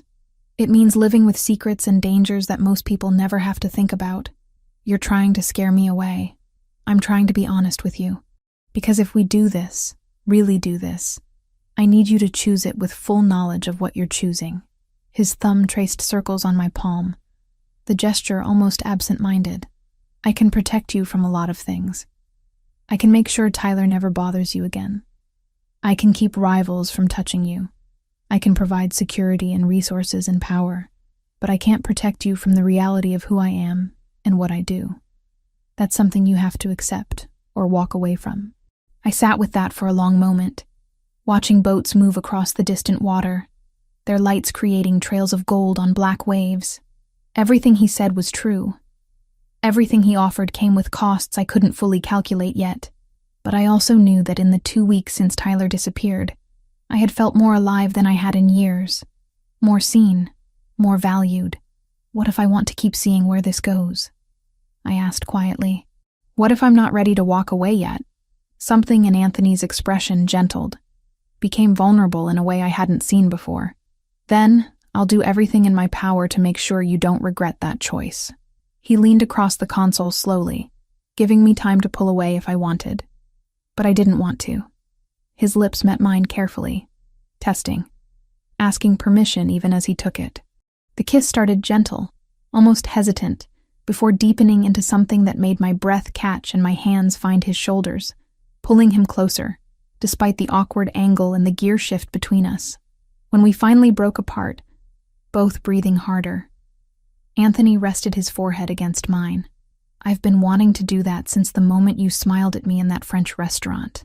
Why didn't you? Because I needed you to understand first. Needed you to have all the information before I complicated things further. His hand came up to cup my cheek, thumb brushing across my lower lip. This isn't casual for me, Megan. I don't do casual. If we keep going down this path, I'm going to want all of you. Your time, your attention, your trust. That's how I'm built. All or nothing. That should scare me more than it does. I leaned into his touch, feeling the calluses on his palm that suggested his hands did more than sign documents and make phone calls. What if I'm not ready for all or nothing? What if I need time to figure this out? Then we take time. I'm patient when it matters. He kissed me again, softer this time, a promise rather than a question. But I'm also possessive and protective and probably going to drive you crazy with both. Fair warning. Noted. I smiled against his lips, feeling lighter than I had in months, despite the weight of everything he'd told me. Take me home? We drove back in comfortable silence, his hand finding mine across the console and staying there. When we reached my building, he walked me to the door like he always did, waiting while I fumbled with keys and trying not to think about how much I wanted to invite him up. But it was too soon, too much, too complicated. Thursday? He asked, hands in his pockets, looking almost uncertain in a way that made him seem younger. There's a charity gala my family sponsors. I have to make an appearance. I'd like you to come with me if you're comfortable with that. A gala. Like with fancy dresses and important people? Exactly like that. But I'll have a dress delivered to you. Don't argue, he added when I opened my mouth to protest. It's not charity. It's necessity. The event has a dress code I'm asking you to attend. That means I provide what's needed to make you comfortable there. I wanted to argue, wanted to insist I could handle my own wardrobe. But the reality was I didn't own anything appropriate for a charity gala, and buying something would eat up money I needed for rent. Okay, but nothing too expensive. And I'm only agreeing because you phrased it as necessity, not generosity. Deal. He kissed me once more, quick and possessive. Lock your doors. Text me when you're inside. I watched him walk back to his car, marveling at how quickly this had become normal. The bodyguards in the SUV that followed him everywhere, the constant phone calls and careful positioning, the casual mentions of violence and territory and business that operated outside legal boundaries. 2 weeks ago, I had been terrified of Tyler. Now I was falling for someone infinitely more dangerous, and the terrifying part was how right it felt. My phone buzzed before I even reached my apartment. Anthony. Home safe? Me. All 3 locks secured. Good night. Anthony. Dream well, Megan. I'll see you Thursday. I lay in bed that night thinking about his warning, about choosing this with full knowledge of consequences.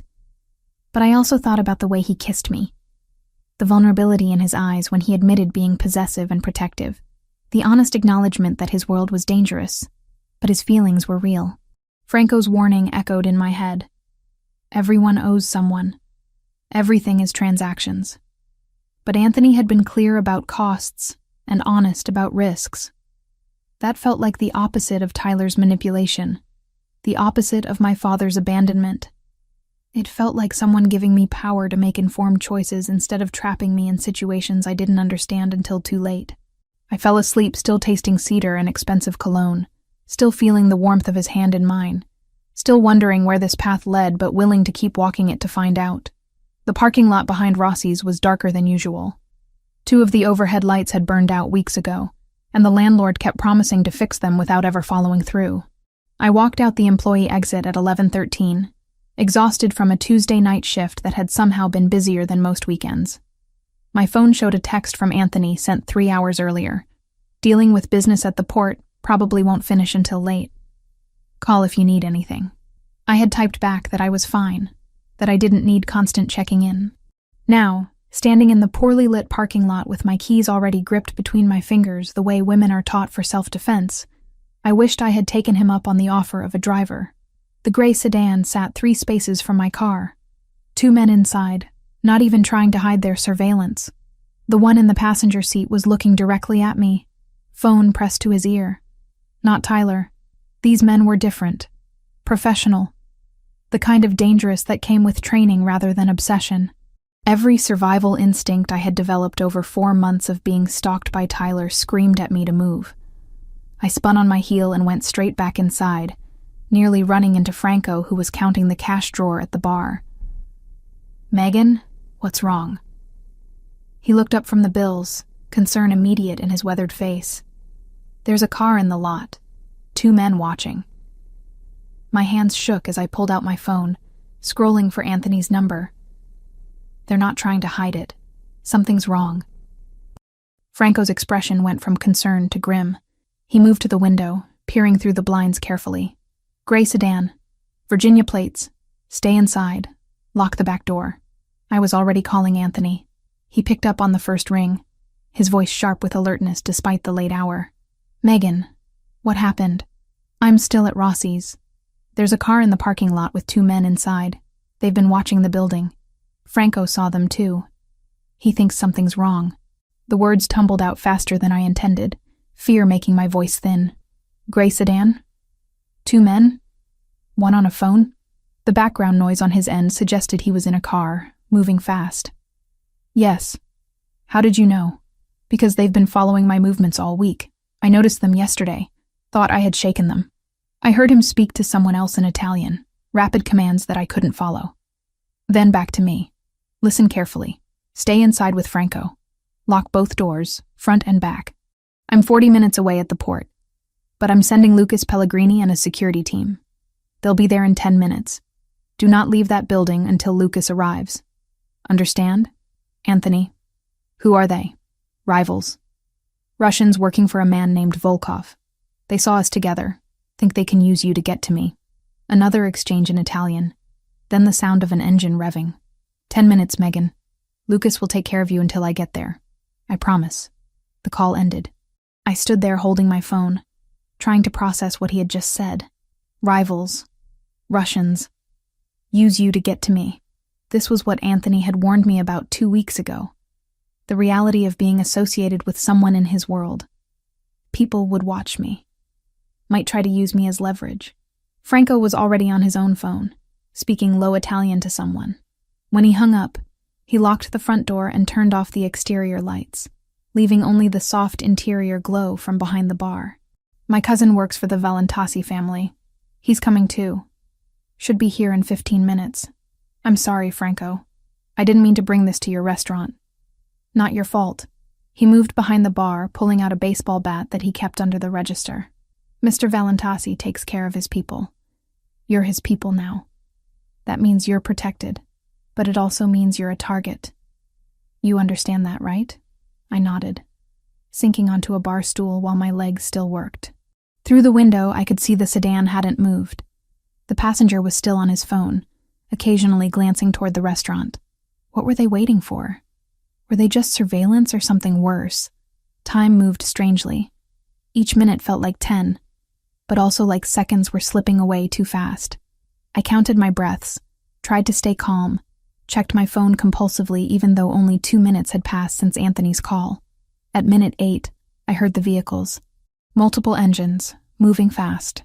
2 black SUVs pulled into the lot from opposite directions, boxing in the gray sedan smoothly. The doors opened simultaneously, and men emerged wearing dark suits and the kind of alertness that suggested military or law enforcement backgrounds. One of them approached the restaurant entrance, knocking precisely 3 times. Franco checked through the window, then unlocked the door. "Lucas Pellegrini?" "Yes." "Where's Megan Turner?" The man who entered was maybe 32, with sharp features and eyes that missed nothing. He scanned the restaurant interior in seconds, cataloging exits and threats with practiced efficiency. "I'm Megan." I stood from the bar stool, trying to project confidence I didn't feel. Lucas crossed the space between us in 3 strides, his expression serious, but not unkind. "Anthony sent me. You're safe now. The men in the sedan are leaving." He gestured toward the window where the gray car was indeed pulling out of the lot, heading away fast. "My team encouraged them to find somewhere else to be tonight." "Who are they?" "Russian operatives. Low-level surveillance. Probably gathering information about your routines and connections to Anthony." Lucas pulled out his phone, typing something quickly. "They're not the real threat. They're just the eyes. The threat is who they report to. Franco offered Lucas a glass of water, which he declined with a polite shake of his head. How long until Mr. Valentasi arrives? Lucas checked his watch. He was at the port when Megan called. That's about 40 minutes from here. He left immediately, so probably another 35 minutes. And those men won't come back. Not tonight. We made it clear that would be a terminal mistake. Lucas said it calmly, but the implication was unmistakable. Whatever his team had communicated to the Russians involved serious consequences. We waited. Lucas positioned himself near the window, occasionally speaking into his phone in low tones. 2 of his men stayed outside by the SUVs, constantly scanning the street. The remaining team members stood by the back entrance. The restaurant felt more like a fortress than a place that served pasta and wine. 37 minutes after my initial call, Anthony's Audi pulled up outside. He was out of the car before it fully stopped, striding toward the entrance with barely controlled urgency. Lucas opened the door for him. Anthony's eyes found me immediately, scanning me head to toe like he was checking for injuries. "You're okay?" "I'm fine." Scared, but fine. I stood, and he closed the distance between us in 2 steps, pulling me into an embrace that was more about reassurance than romance. I could feel his heart hammering against his chest, could feel the tension in every muscle. "Lucas, report." He didn't let go of me, just held me against him while he listened to his second in command. 2 men, gray Nissan sedan, Virginia plates. They matched the description of operatives we've been tracking all week, associated with Volkov's organization. When my team arrived, they attempted to leave. We intercepted them briefly to deliver a message, then let them go. "They won't return to this location." "What message?" I asked quietly. Lucas glanced at Anthony before answering. "That Megan Turner is under the protection of the Valentasi family. That any attempt to surveil, approach, or threaten her would be met with immediate and overwhelming retaliation." Anthony finally released me, though he kept one hand on my shoulder. "Volkov has been pushing boundaries for months. 3 weeks ago, we intercepted one of his shipments at the port. Cost him significant money and credibility. He's been looking for retaliation ever since, and he thinks I'm an easy target because you've been seen with me." "Yes." Anthony's jaw clenched. "This is my fault. I should have been more careful about being seen with you publicly. Should have anticipated that rivals would notice and try to exploit it. You warned me this would happen. 2 weeks ago, you told me people might try to use me as leverage." I touched his arm, making him look at me instead of Lucas. "I chose to keep seeing you knowing that. This isn't your fault. It's absolutely my fault." The anguish in his voice surprised me. "You're in danger because of me, because I was selfish enough to want you in my life despite knowing the risks." Lucas cleared his throat gently. "Anthony, we should move. This location is compromised. The Russians know she works here, which means they know her patterns and vulnerabilities." Anthony nodded, already shifting back into command mode. "Franco, thank you for keeping her safe. You'll be compensated for closing early tonight, and I'll have additional security posted outside the restaurant for the next few weeks, just as precaution." "Not necessary, Mr. Valentasi. Just take care of her." Franco looked at me with genuine concern. "Be safe, Megan. Come back when things calm down." Anthony turned back to me, his expression intense. "I need you to come with me. Somewhere secure where Volkov's people can't reach you. Not your apartment. They likely know that location already. I have safe houses set up for exactly these situations." "For how long?" "However long it takes to resolve this situation with Volkov. Could be a few days. Could be longer." He paused, and I could see him choosing his next words carefully. "I'm not forcing you. I'm asking. Will you trust me enough to let me protect you while I handle this?" This was the moment Franco had warned me about. The moment where Anthony's world stopped being theoretical danger and became immediate reality. I could refuse. Could go home to my apartment and hope the Russians wouldn't escalate beyond surveillance. Could pretend that being associated with Anthony Valentasi didn't make me a target. Or I could accept that I had chosen this path with full knowledge of where it led. Could trust the man who had eliminated Tyler from my life, who had been honest about risks and costs, who was now offering protection not as control, but as genuine care. "I trust you." The words came out steadier than I expected. Where are we going? Relief flooded Anthony's features so completely it made him look younger. I have 2 locations. An apartment in the city, about 15 minutes from here. It's secure but designed for short-term situations. And a house outside the city, about 40 minutes away. More isolated, better security, more comfortable for extended stays. He watched my face as he explained the options. I recommend the house, and I'll stay with you. I'm not leaving you alone to deal with this. The house, then. I grabbed my purse from where I had set it by the bar. Do I have time to stop by my apartment for clothes? No, too risky. They might be watching your building. I'll have someone collect what you need tomorrow, or we can buy new things. Whatever you're comfortable with. Anthony's hand found the small of my back, guiding me toward the door. Lucas, take point. Radio ahead to the house. Make sure everything is ready. Already done. Carson and his team are en route to secure the perimeter. Lucas was already moving, phone to his ear, coordinating with military precision. The drive took exactly 40 minutes. Anthony drove while Lucas followed in one of the SUVs, creating a 2-vehicle convoy that felt simultaneously protected and surreal. We left the city behind, heading into areas where houses spread out across acres instead of being crammed together, where streetlights gave way to darkness interrupted only by occasional porch lights. Tell me about Volkov. I broke the silence after 20 minutes. If I'm running from him, I should understand who he is. Anthony's hands tightened on the steering wheel. Dmitry Volkov. Runs the Russian organization that controls most of the drug trafficking through the northern port. He's been in this city for about 5 years, aggressive about expanding territory. 3 weeks ago, his people tried to bring in a shipment through docks I control. My team intercepted it. Cost him roughly $3 million in product, and made him look weak to his own organization. So this is retaliation. This is him looking for leverage. He can't attack me directly without starting a war he'll lose. But if he has someone I care about, he thinks he can force me to give back territory, or money, or power. Anthony glanced at me briefly. Which is why you need to stay hidden until I make it clear that path is closed to him. How do you make that clear? By being willing to pay a higher price than he's willing to pay.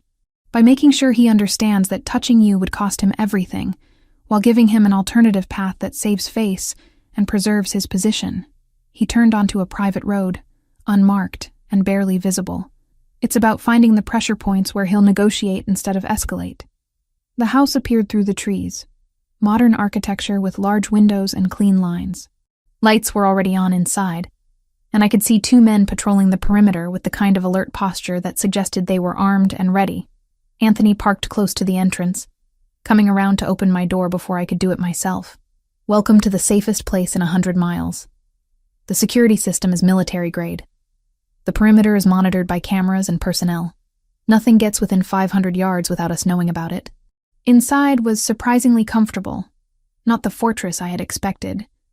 Warm wood floors, furniture that looked lived in rather than sterile, a kitchen that actually seemed used. Anthony led me through a tour, showing me where everything was, how the security system worked, where the panic buttons were hidden if I needed help fast. Guest room is here. He opened a door to reveal a spacious bedroom with windows overlooking dark woods. My room is across the hall. You have complete privacy, but I'm close if you need anything. I stood in the doorway, taking it all in. 24 hours ago, I had been worried about making rent. Now I was hiding from Russian mobsters in a safe house with military-grade security. The whiplash of it all finally caught up with me, and I felt tears burning behind my eyes. Hey, Anthony's voice gentled, and then his arms were around me again, solid and warm. You're safe here. I promise you're safe. I know. I believe you. I pressed my face against his chest, breathing in cedar and the faint smell of gunpowder that suggested he had been handling weapons recently. I'm just overwhelmed. This is a lot. It is. And I'm sorry for dragging you into it. His hand stroked my hair. The gesture tender in ways I hadn't expected from someone capable of the violence he represented. But we'll handle it. Together. And when this is over, you'll go back to your life, and I'll make sure Volkov never looks in your direction again. I pulled back enough to see his face. What if I don't want to go back to my life exactly as it was? What if I want you in it? Something vulnerable crossed his expression. hope mixed with fear. Then we'll figure that out too. But first we survive this. Deal? Deal. I managed a weak smile. Do you have food here? I'm starving and exhausted and not sure which need to address first. Kitchen is fully stocked. Let me make you something while you get cleaned up. There should be clothes in the dresser that will fit well enough for tonight. He kissed my forehead gently. We're going to be okay, Megan. I'll make sure of it. Watching him walk toward the kitchen, seeing the way he moved even here with perfect vigilance, I realized that I believed him. This dangerous man who had entered my life 3 weeks ago had become the person I trusted most to keep me alive. The irony wasn't lost on me, but I was too tired to analyze it further. I took the offered shower, changed into borrowed clothes that were indeed close enough to my size, and emerged to find Anthony had made pasta from scratch. We ate mostly in silence, exhaustion and stress making conversation difficult. But his presence across the table from me, solid and protective, made the terror of the evening finally begin to recede. Get some sleep, he said when we finished. Tomorrow we'll figure out next steps. Tonight you just need to rest. I wanted to argue, wanted to stay up and discuss strategy, and understand exactly what resolving the situation with Volkov would cost. But my body had other ideas, practically dragging me toward the guest room. Anthony walked me to the door, waited while I turned on lights and checked that everything was secure. I'll be right across the hall, he reminded me. If you need anything, just knock or text. I'll have my phone on. Thank you for all of this, for keeping me safe. I touched his hand briefly, a connection that felt necessary. I know this is complicated and dangerous, and probably more trouble than I'm worth. You're worth it. He said it with such certainty that I almost believed him. Sleep well, Megan. Tomorrow we start fixing this. I closed the door and collapsed onto the bed, fully clothed, too exhausted to change. My last thought before sleep claimed me was that somewhere out there, Russian mobsters were planning their next move. But inside these walls, with Anthony Valentasi standing guard, I felt safer than I had in months. Maybe safer than I had ever felt in my entire life. 3 days in isolation changed everything between us. The first morning I woke disoriented, forgetting briefly where I was until I saw the unfamiliar ceiling and heard Anthony's voice drifting from somewhere in the house, speaking Italian in that low, authoritative tone he used for business. I found him in the kitchen, phone pressed to his ear, making espresso with one hand while conducting what sounded like a negotiation with the other. When he saw me, his expression softened immediately. He ended the call within 30 seconds. Coffee? He held up the small cup, steam rising from dark liquid that smelled like it cost more per ounce than my usual grocery store brand. Please. I accepted it, wrapping both hands around the warmth. How long have you been awake? Since 5. Couldn't sleep. He started pulling ingredients from the refrigerator, moving with surprising ease in the kitchen. I thought I'd make breakfast. Do you like omelets? Watching Anthony Valentasi crack eggs and chop vegetables with the same focused precision he probably applied to running criminal operations was surreal. His hands moved efficiently, no wasted motion. When I asked where he learned to cook, he smiled slightly. My grandmother. She insisted all her grandchildren know how to feed themselves properly. Said a man who couldn't cook was a man who'd starve or become dependent on others, and Valentasis don't do dependent. He whisked the eggs with quick strokes. Sophia loved cooking too. She wanted to open a restaurant someday. The mention of his sister hung in the air between us. Tell me about her, not how she died. Who she was when she was alive. He was quiet for a moment, concentrating on the pan. Then he started talking. And for the next hour while we cooked and ate together, Anthony shared memories that made Sophia real instead of just a tragedy. Her terrible singing voice. Her obsession with fashion magazines. The way she'd leave notes around the house for him when he came home late. Little reminders that someone cared whether he ate dinner or remembered to sleep. She would have liked you, he said finally, rinsing dishes in the sink. You have that same stubborn independence. That refusal to be saved or fixed by anyone. Is that why you're drawn to me? Because I remind you of her? No. He turned off the water, drying his hands deliberately. You remind me that good people exist outside my world. That not everything has to be about power and territory and violence. That's completely different. The second day, Lucas called with an update. 2 of Volkov's men had been captured trying to gather more intelligence about my routines. Anthony took the call in his office upstairs, but when he came back down, his jaw was tight with controlled anger. "What did you do to them?" I asked, because I needed to know, needed to understand exactly what protection from Anthony Valentasi meant in practice. "Nothing personally. Lucas is handling interrogation." He poured himself whiskey even though it was barely noon. "They'll tell us what Volkov's planning, what resources he has in play, where his vulnerabilities are. Then we'll use that information to negotiate." Negotiate. That's a kind word for whatever you're actually going to do. Yes, it is. He didn't apologize for the euphemism or try to soften the reality. "This is how my world works, Megan. I can protect you from seeing the details, but I can't pretend they don't exist." We spent that afternoon in strange companionship. Him working on his laptop while I curled up with a book I found on the shelf. Every so often I'd catch him watching me instead of his screen, expression unreadable. When I fell asleep on the couch, I woke to find a blanket tucked around me, and Anthony sitting in the chair across from me, still watching. "How long have I been out?" I stretched, disoriented. "About an hour. You looked peaceful." "I didn't want to wake you." He set aside his laptop. "Can I show you something?" He pulled up images on his phone. Architectural plans for a development project downtown. "My family has investments in several real estate ventures. This one needs design work. Someone creative who understands how to maximize small spaces. Your sketches, the ones you showed me at dinner, they're exactly the kind of thinking this project needs." My throat tightened. "Anthony, I'm not qualified. I only finished 2 years of school. Talent doesn't require degrees. I could connect you with the project manager. No guarantees, but if your work is good, they'll use it. And they pay well. Enough that you could afford to go back to school if you wanted." He watched my face carefully. "This isn't charity. It's opportunity. What you do with it is entirely up to you." The third day, something shifted. We were arguing about what movie to watch. A silly domestic disagreement that somehow escalated into playful provocation. I pushed his shoulder lightly, making some joke about his taste in films. He caught my wrist, pulling me closer with that intensity that made my breath catch. "Megan." My name was a question and a warning. "Anthony." I met his gaze, saw desire and restraint warring in those dark eyes. "If we do this, I need you to be sure. Because once we cross this line, I'm not going back. I'm not good at casual. I'm not built for temporary."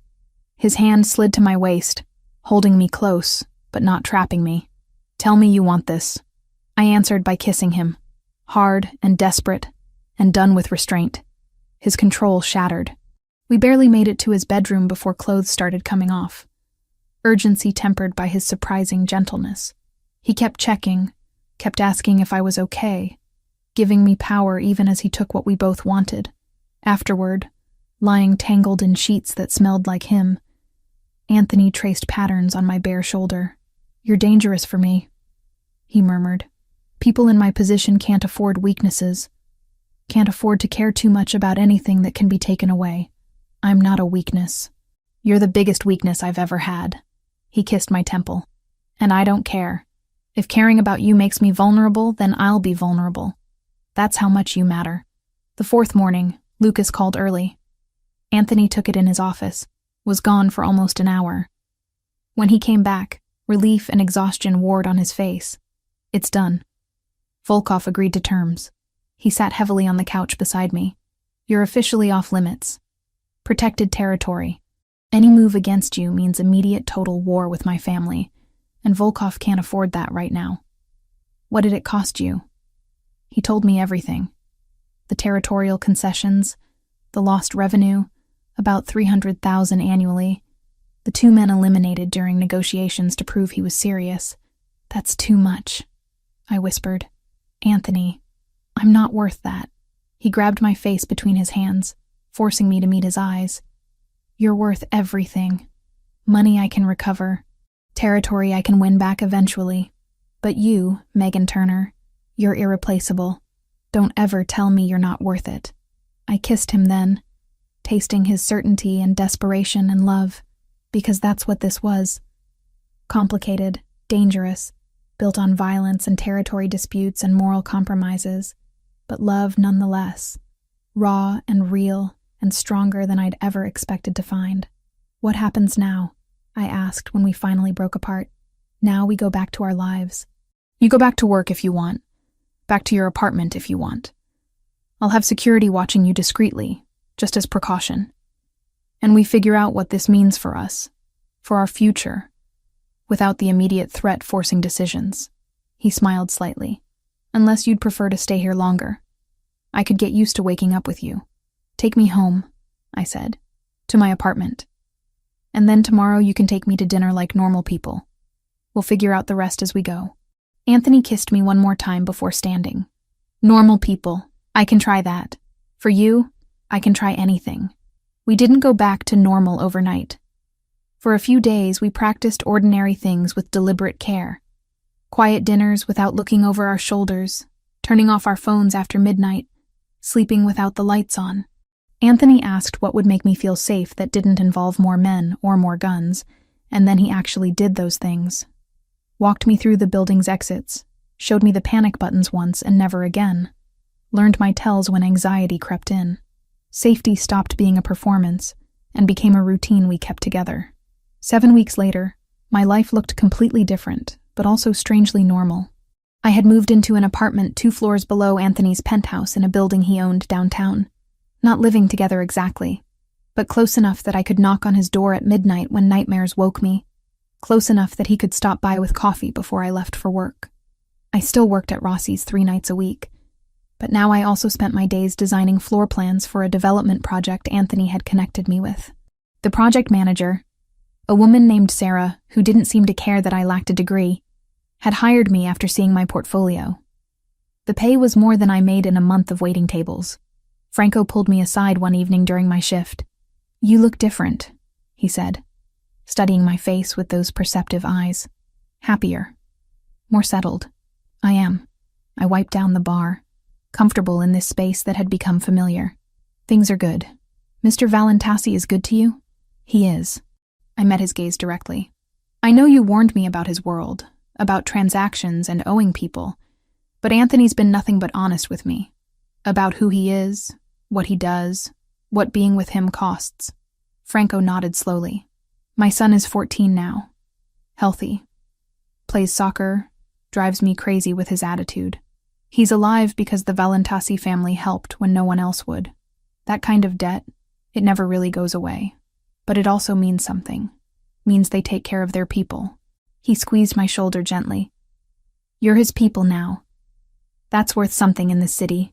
2 days later, Lucas Pellegrini stopped by the restaurant with an update I had been waiting for. He sat at the bar during a slow afternoon, ordered coffee he didn't drink, and delivered his report with military precision. "Tyler Grant is confirmed living in Seattle. He's employed at a car dealership dating someone new. Our monitoring shows no attempts to contact you, no searches for your information. He appears to have genuinely moved on." Lucas watched my face carefully. "We'll maintain surveillance for another 3 months as precaution. But the threat seems neutralized." Relief washed through me so completely I had to grip the bar for support. "Thank you. For checking. For making sure.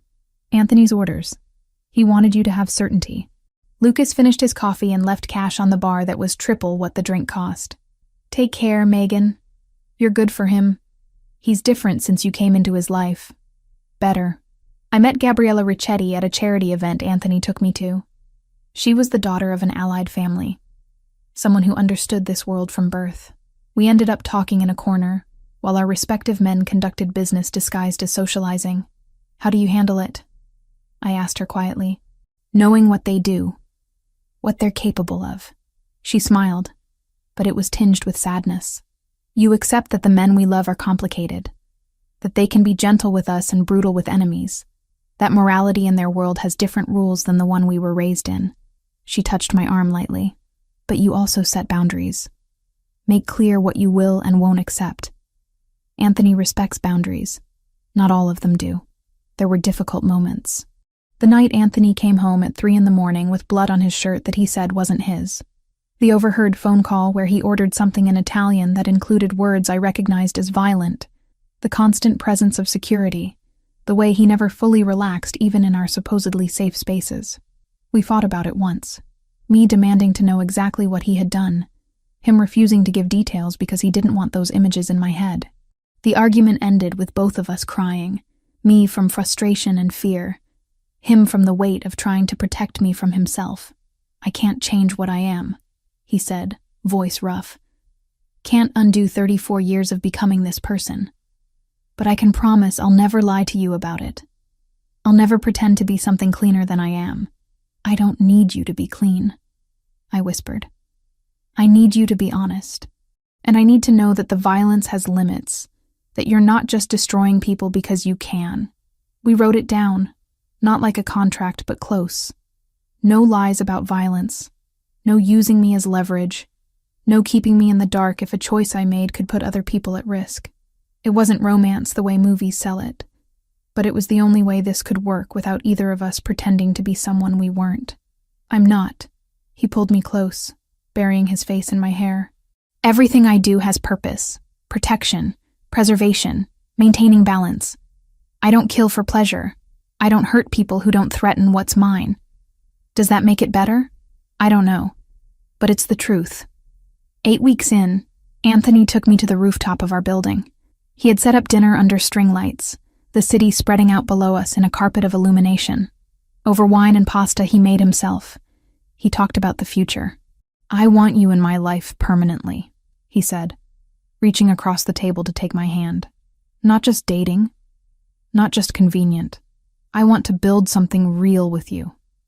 I understand if you're not ready for that considering everything, but I need you to know my intentions. What would that look like?" My heart was racing. Building something real. Whatever we decide it looks like. You keeping your independence and your work. Me supporting your dreams without trying to control them. Both of us accepting what the other is, complications and all. He traced circles on my palm with his thumb. "I'm not asking you to marry me today. I'm asking if you can see yourself wanting that eventually. With me." Despite everything, I thought about Tyler. About the 4 months of terror that Anthony had ended in 7 minutes. About the honest way he discussed violence instead of hiding it. About how he talked about Sophia with love and grief and guilt. About the way he supported my architecture dreams without trying to take credit for my success. "Yes," I said. "I can see that. Eventually. When we're both ready." Relief and joy crossed his face in equal measure. "Then that's what we'll work toward." He told me then about the shelters. How he had started funding organizations that helped women escape abusive relationships, that provided safe housing and legal assistance and resources. How he did it anonymously because he didn't want credit, just wanted to honor Sophia's memory by protecting people the way he hadn't protected her.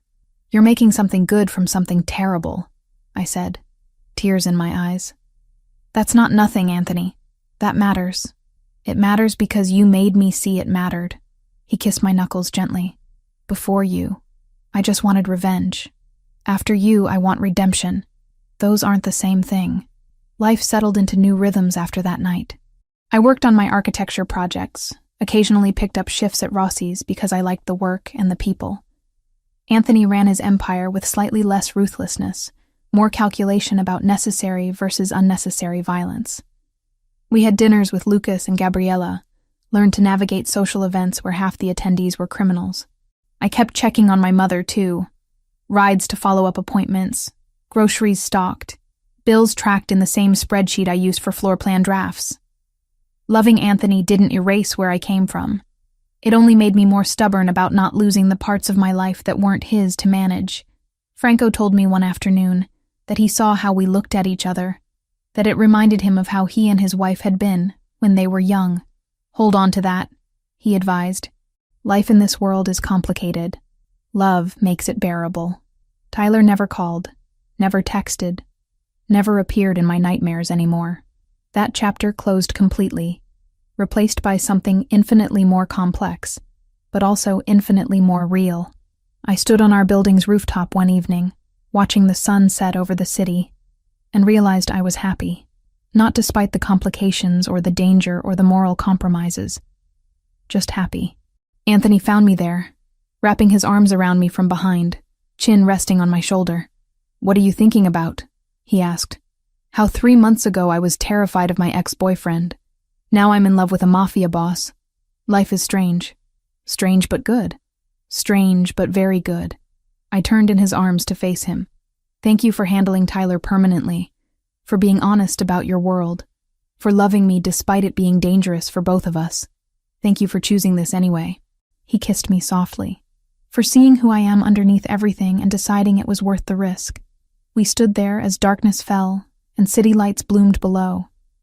Two people from completely different worlds who had found something real in the space between danger and safety, violence and gentleness, fear and love. It wasn't a fairy tale. It was better. It was honest and complicated and built on full knowledge of what we were choosing. And that made it worth everything.